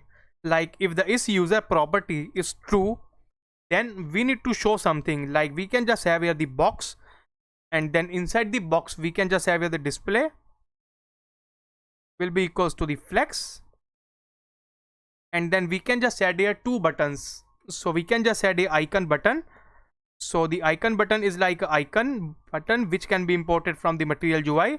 So we can just use that. So there would be two icon buttons, one for the update and one for the delete. And after that, now we can just get the icons from the material UI as well. So we can just move on to the material UI icons. And then there will be the link of the icons. Now you can see. And after that, now we can just have the icons of the edit and the delete. So we can just search for the edit. So we can just get this pen for the edit. So we can just copy this and then we can just paste here, and then we can just move on, and then we can just add the delete also. So it would be delete. So we can just get this box for the delete. So we can just get this box. So I will now just copy this. If I will now just add here as well. So now we should see, now we need to just install the material UI icons also. So we can just move on to the next terminal where we have the front end, and then we can just install the material UI icons also. So this will be a package name @MUI icons /material. So we can just copy that, and then we can just add the npm install @MUI icons -material. So now the material UI icons will be then installed, and then we'll be using the icon buttons here. So after that, we'll be using the edit icons here as the mode edit icon.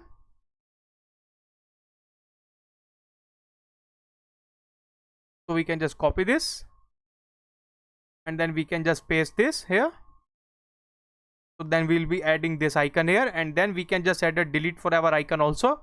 So we can just copy that, and then we can just add here the delete forever icon.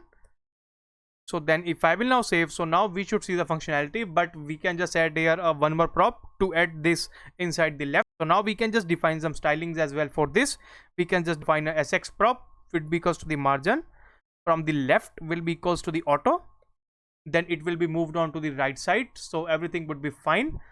And now if I will now save, and if I will now just move on to the application once again, so now you can see in the user specific block now we got the edit and the delete icons. So now everything is working perfectly fine again. So now we can build a functionality again. So once we will click on the edits, so we should be moved on to the different route.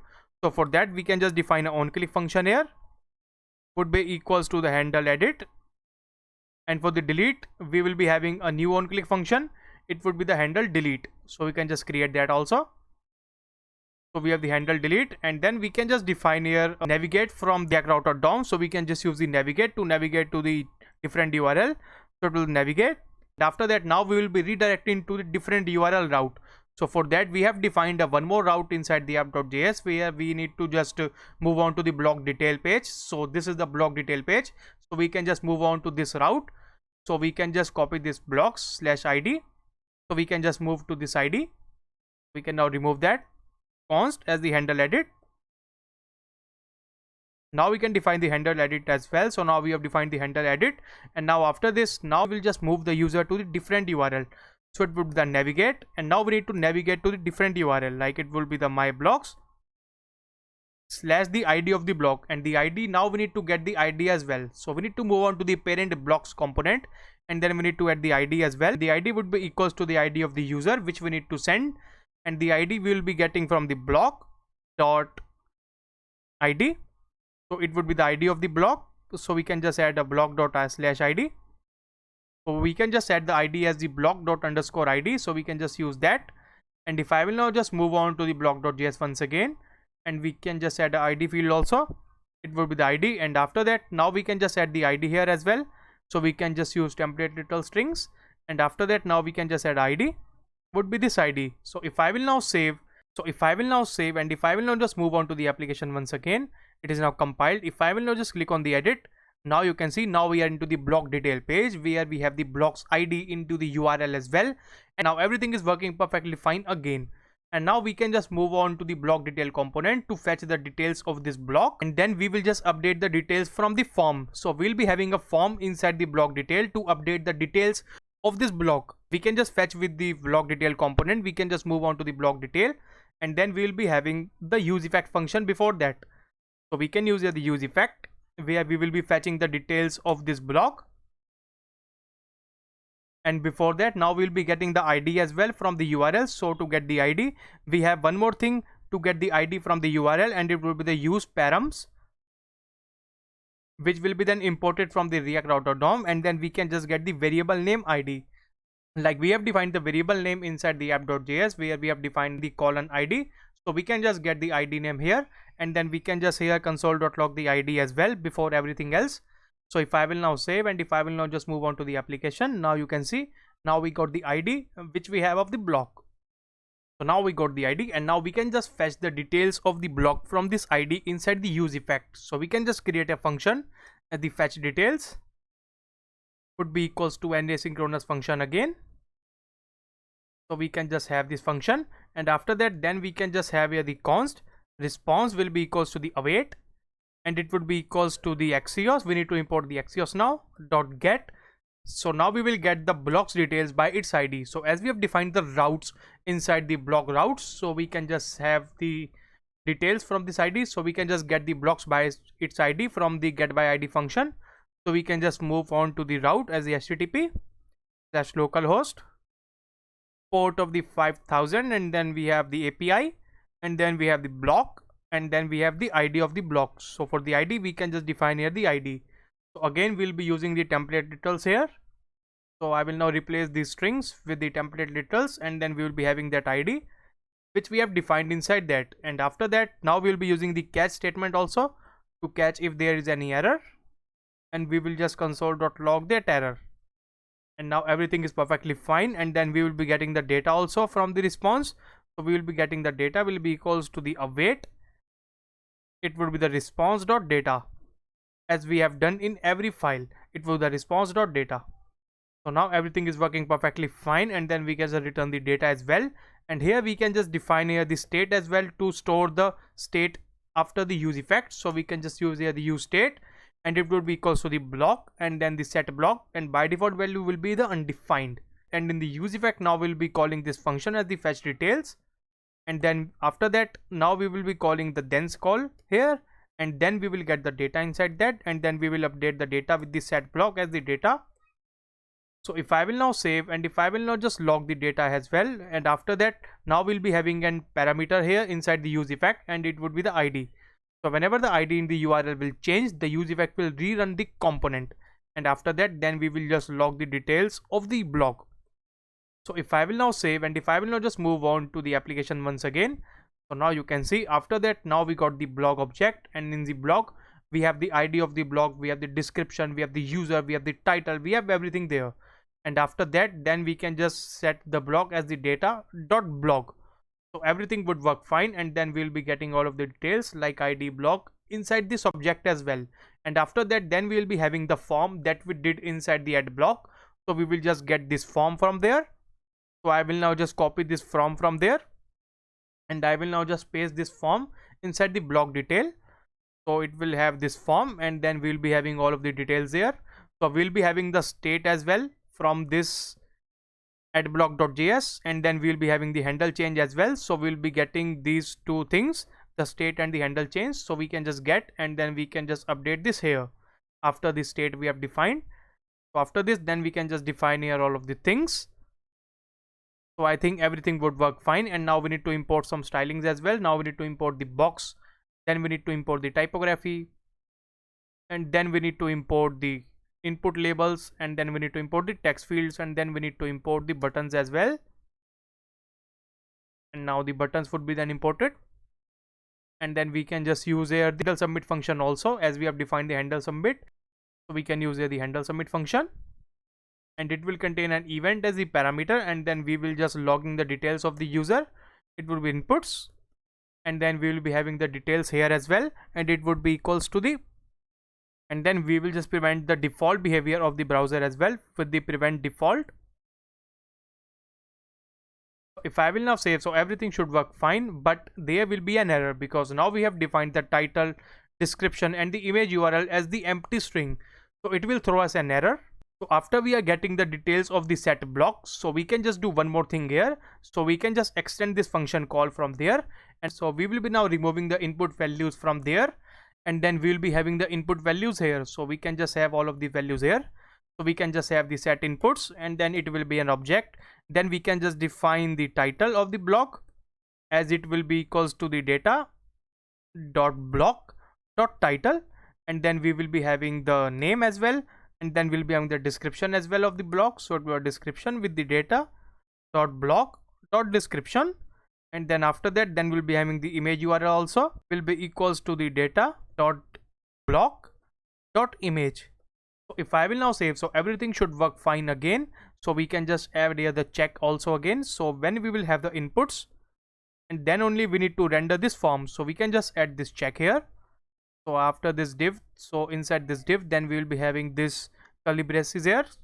So when we will be having the inputs, and then only we will have to render this. So if I will now save, and if I will now just move on to the application once again, so the label styles is not defined, so we can just move on to the add block to get the label styles, and then we can just move on to the block detail once again, and we will now define the label styles here. So if I will now save, so everything should work fine. So now you can see we have defined everything here, and now you can see now we have the my new blog, we have all of the details of the blog coming inside this form. So everything is again working fine, and we are getting the details of the block as well. And now the only thing which is remaining is now sending the request to the backend to update this block. So for sending the request, then we can just define a function, and the send request again would be equals to an asynchronous function again, and then we need to define here the function, and after that then we'll be having the const response will be equals to the axios that we have. So axios then will be having a put request, because we have defined the put request inside the block routes. So the put request will be there, so we can just use this route as well. So it would be http/localhost port of the 5000, and then we'll be having slash API slash we'll be having the block, then we'll be having the update, then we will be having the template details here again, then we need to add here the ID. So after the update, then we'll be having the ID. So the ID would be there as we have defined the ID from the URL. And in the second parameter, we need to add a JSON again. So the JSON will contain the title as the updated title as the inputs dot title, and after that then we'll be having the description as well. So the description will be there, so it will be the inputs dot description.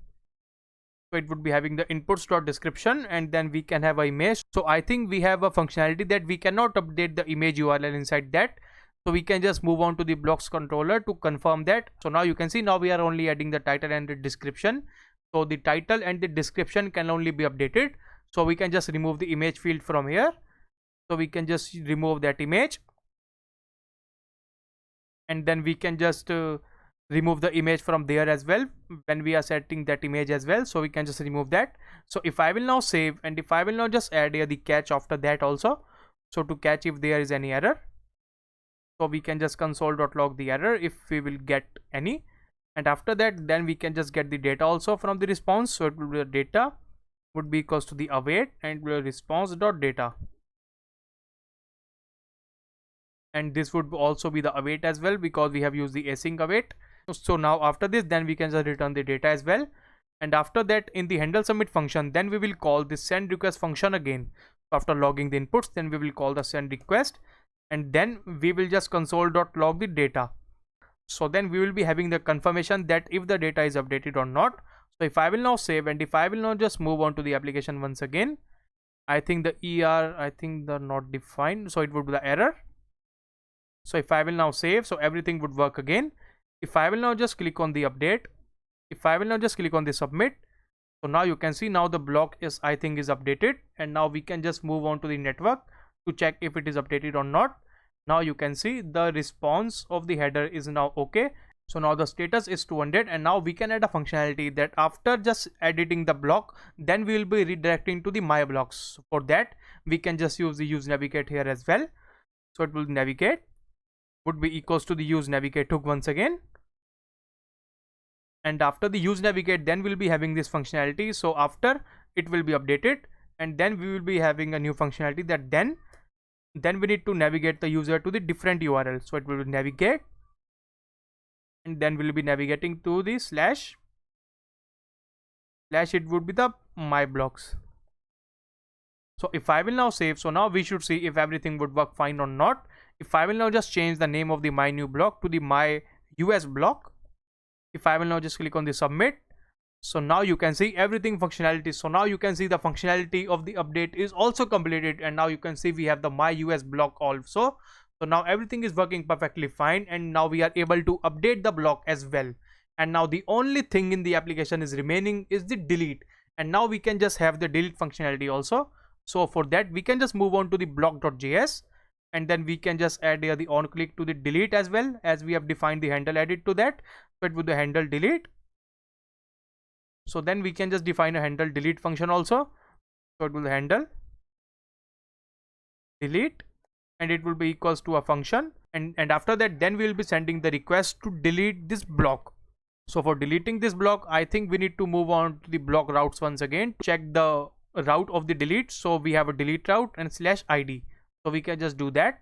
So then we can just create a function to the delete. So the delete request would be equals to an asynchronous function again, and then we can just add a functionality here, and after that then we can just declare a variable as the response here again, and we'll be sending the axios dot delete request. So it will be the axios, we need to import the axios also. It will be the dot delete request, and then we'll be having the delete request as the http localhost port of the 5000 and the API, and then we will be having the block, and then we'll be having the ID of the block. So again we'll be having a template details here. So we'll be having a delete request here. So after that we'll be having the delete this ID of the block. So if I will now save, and after that we can add a catch statement here also. So catch, we'll be having an error, we will just logging that error inside the console, and then we need to add the await as well because it is an asynchronous task. And after that then we will be having the data again from the response, it will be equals to data will be equals to the response.data. So we'll be having the response.data here, and after that everything would work fine, and then we can just return the data. And then in the handle edit function, now we can just use the delete request. So it will be the delete request, and then we'll be having the then statement after that. After the then, we will get the data, and then we will just log the data in the console. So it will be the console dot log, it would be the data. So if I will now save, and if I will now just move on to the application once again, so now we will check the delete functionality. But before that, now I will now just add one more block to the database. So the title will be my UK block, and the description will be recorded in UK, and then we have image URL, and then we have the image URL also. So if I will now just click on the submit, so everything should work fine. So now you can see, now we have the my UK blog also. So I have added it 2 times. So now we can just delete this product only. So if we can just click on the delete, I will now just remove everything from the console window there. So we can just remove that. So if I will now just click on the delete, now you can see, I think the request is failed. So I think there is an error. If you will check the network tag to see what is the error. So if I will now just, so I think the ID is now the undefined. So if I will now just maximize it, now the ID I think is now undefined. So we can just check that. So if we can just move on to the block, I think we are calling the block from the user blocks. So we haven't added the ID in the user blocks. So we can have the ID, and the ID will be equals to the block dot underscore ID. So if I will now save, and if I will now just move on to the application once again, if I will now just click on the console, remove everything from there. If I will now just delete this block here now, so now you can see, now it is successfully deleted, but we are still able to see that block. But if I will now just move on to the my blocks once again, so now you can see the block is now deleted, and now I think we need to update the state also that this block is deleted, so it will just read under the component. So now you can see everything in our application is working perfectly fine. Now we have done the CRUD operations inside the blocks, and then we have just defined the login and the sign up application as well. So everything in our application is completed. Now the only thing which is remaining is the optimization. So now we need to do some optimization in our application.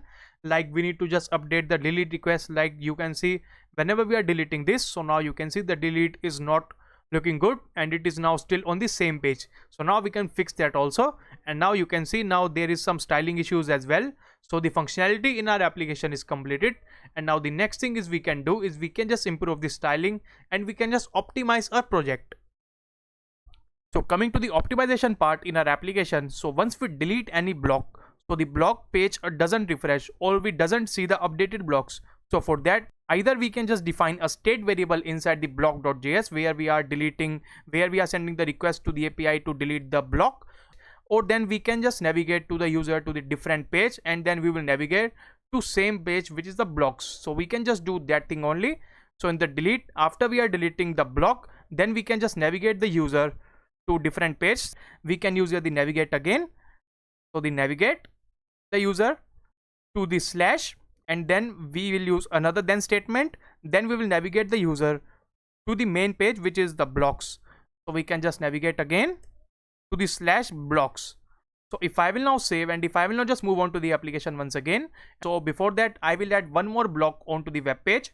So we can just log in again, we can just submit again, and after that we can just create a new block from the add block page. So here we have the add block screen, so we can just add a one more block. So I added a block with the title of the my India visit, and we have the description also which is the recorded in India, and then we have the image URL also. So if I will now just click on the submit, so now we should see the changes over the screen. So now if I will now just move on to the my blocks again, now you can see we have my India visit block, and then all of the things are now working fine. So if I will now just delete a block from now, if I will now just click on the delete of the my UK block, now you can see now the page is now refreshed, and now we are now moved on to the blocks route. So everything is now working fine again. And now once we add any block, and again we are not refreshing the page. So for that, after we add the block, now we need to refresh the page to the different URL. So for that, we can just move on again to the addblock.js. There we have the file, and there we are sending the request to the backend, and there we can just send the request. So after we are sending the request, after we are sending the data, so now we can just add another then statement with the navigate inside it. So we can just add a navigate again. So we need to import that. So const navigate will be equals to the use navigate hook, which will be then imported again from the React Router DOM. So we can just auto import that. So now we can just use the use navigate hook here. So we can just navigate to the slash blocks or slash my blocks. So if I will now save, or we can just redirect the user to the slash blocks. So if I will now save, and if I will now just move on to the add block once again, we are in the add block, and then we can just add another block here. And then I've added a new block as the my London visit, and we have now a description of the recorded in London, and then we have the image URL also. So once I will now click on this submit, now you can see now we are redirected to the blocks page. So everything again is working totally fine, and now we can see all of the things working here. And now we have fixed that optimization part inside the blocks. And now the next thing is we can fix is we can just add a horizontal bar after this image.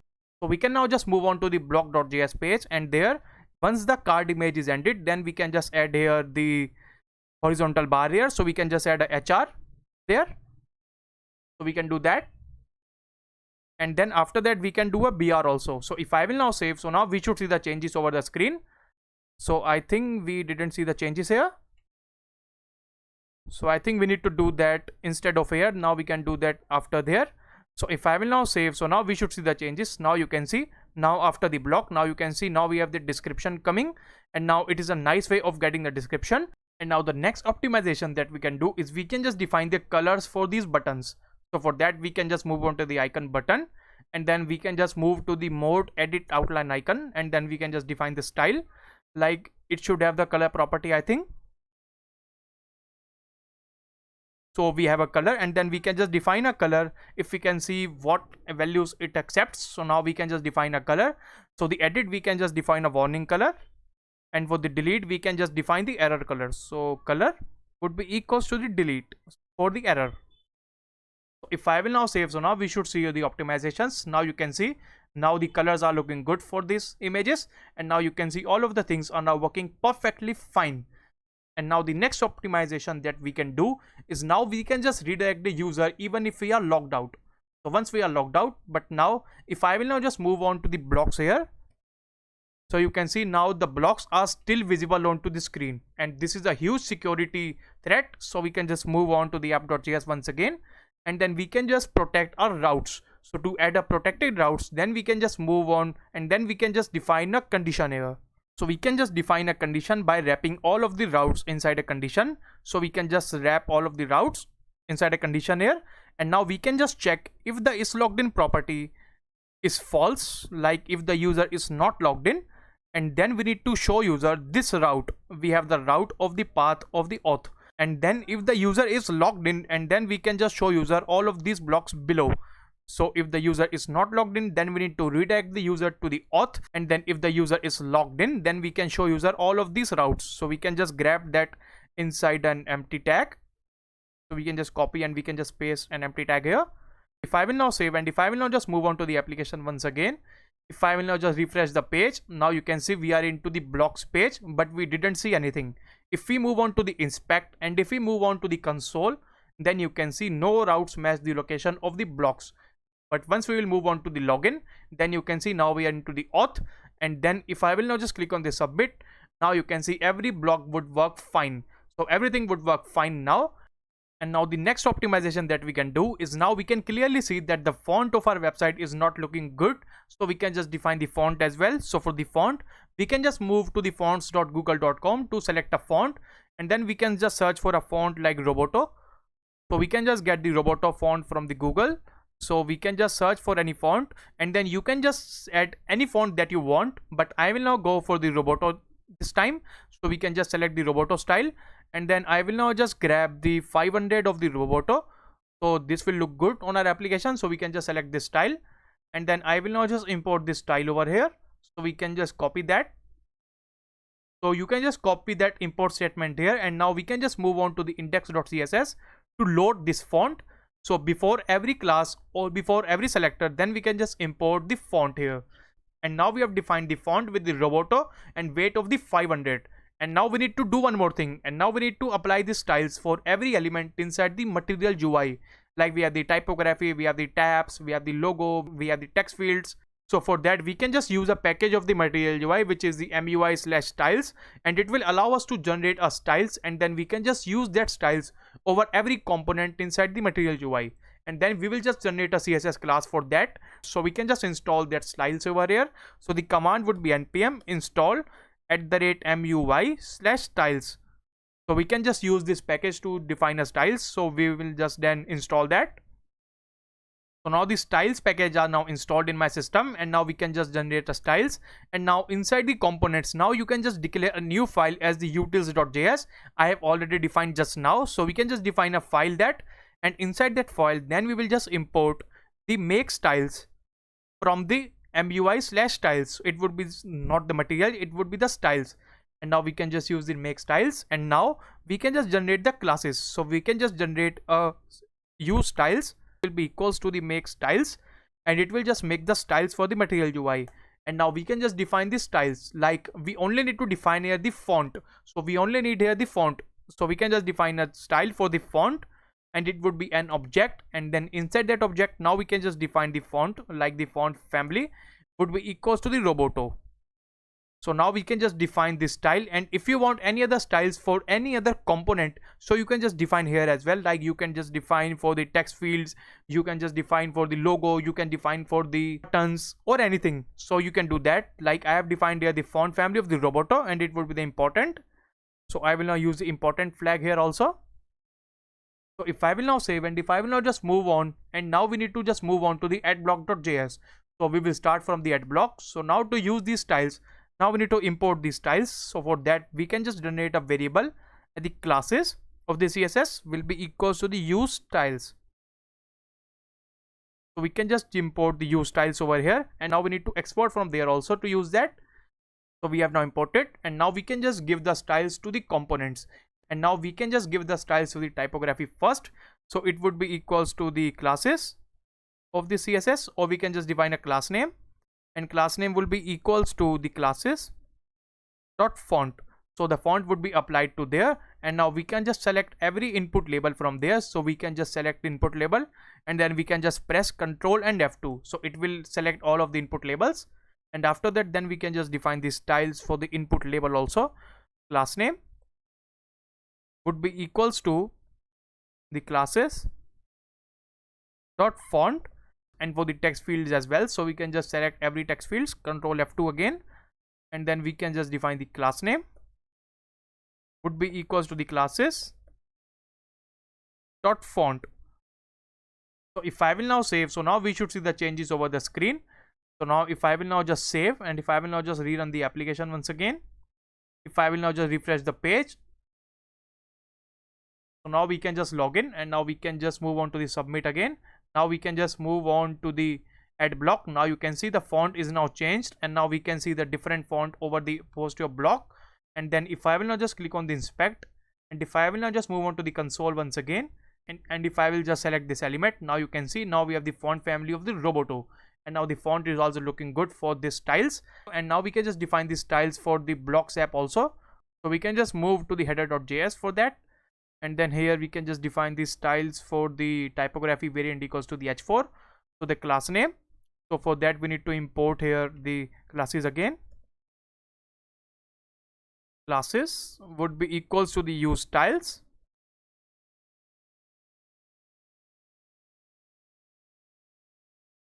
and then we can just define a styles for the typography as well. The class name would be equals to the classes dot font. So the classes dot font will be then applied to this also. So we can just copy that, and we can just add to the tab as well. So the tab will have the class name of the font. So we can just define all of the tabs here, the class name. So if I will now save, so now we should see the changes over the screen once again. If I will now move on to the application, if I will now just refresh the application once again,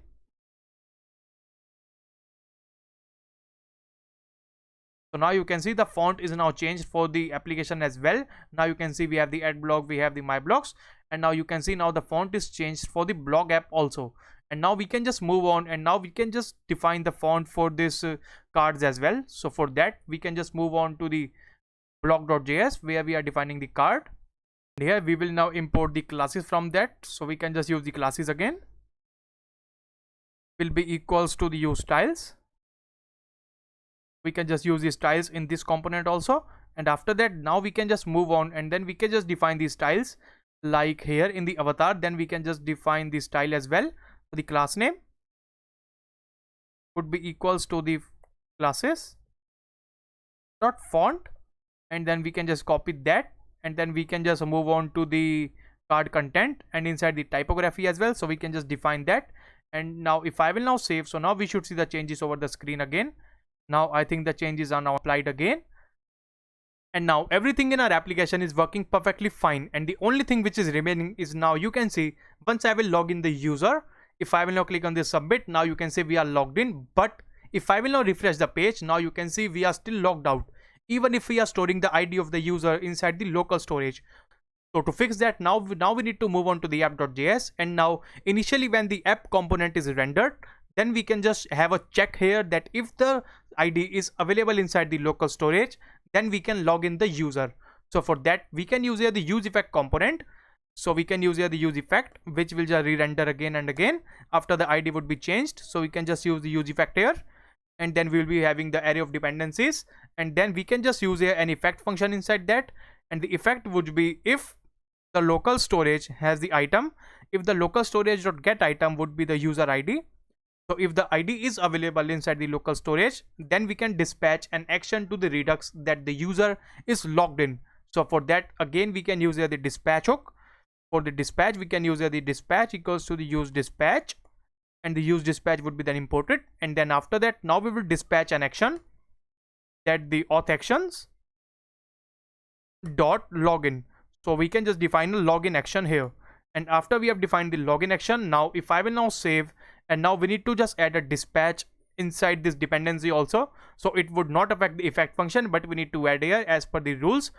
So now you can see, once I will now click on the logout, and if I will now just log in, and now if I will now refresh the page again, now you can see we are still logged in.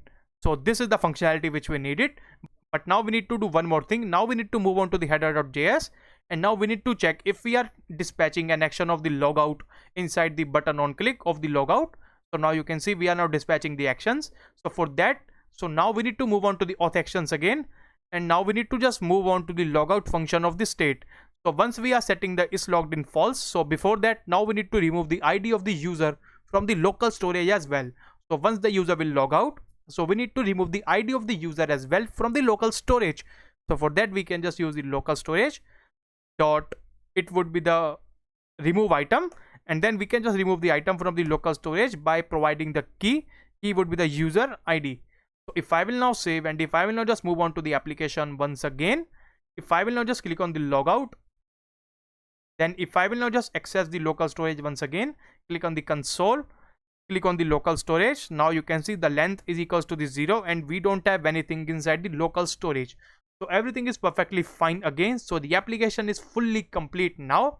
So thank you for enrolling in this course, and I hope you have enjoyed and you have learned a lot from this course, as we have defined the relations between the different collections of the MongoDB, and we have defined some encryption of the password, and then we have designed the block pages of the application, and then we did the CRUD operation with the blocks. So everything is now perfectly working fine, and we have the protected routes components as well. So let's see the summary part. So now let's see the summary of this application that we have built. So we have built the login and the sign off functionality, and then we have built the CRUD operation with the blocks, and these two comes from the front end part. And then in the backend we have relations between the multiple collections, as we have did with the users and the blocks. And then we have the complete block posting application, but this is not the production ready application, so you cannot host it directly onto the browsers. But if you want to add inside your resume or your CV, then you can do that, but it's not actually the production ready application. But we have built the application with so much security, and then we have now covered everything inside this project, like how the modern blog application works, like the Facebook, Instagram, Twitter and all. So this is the project that we have built. So thank you for watching this video, and I hope you will like this video as well, and please subscribe to the channel as well, as we spend a lot of time building these projects. So please subscribe to the channel as well, so I will be motivating to post the videos like this. So thank you again for enrolling into this course, and I hope you have learned a lot and you have enjoyed a lot also from this course. So thank you.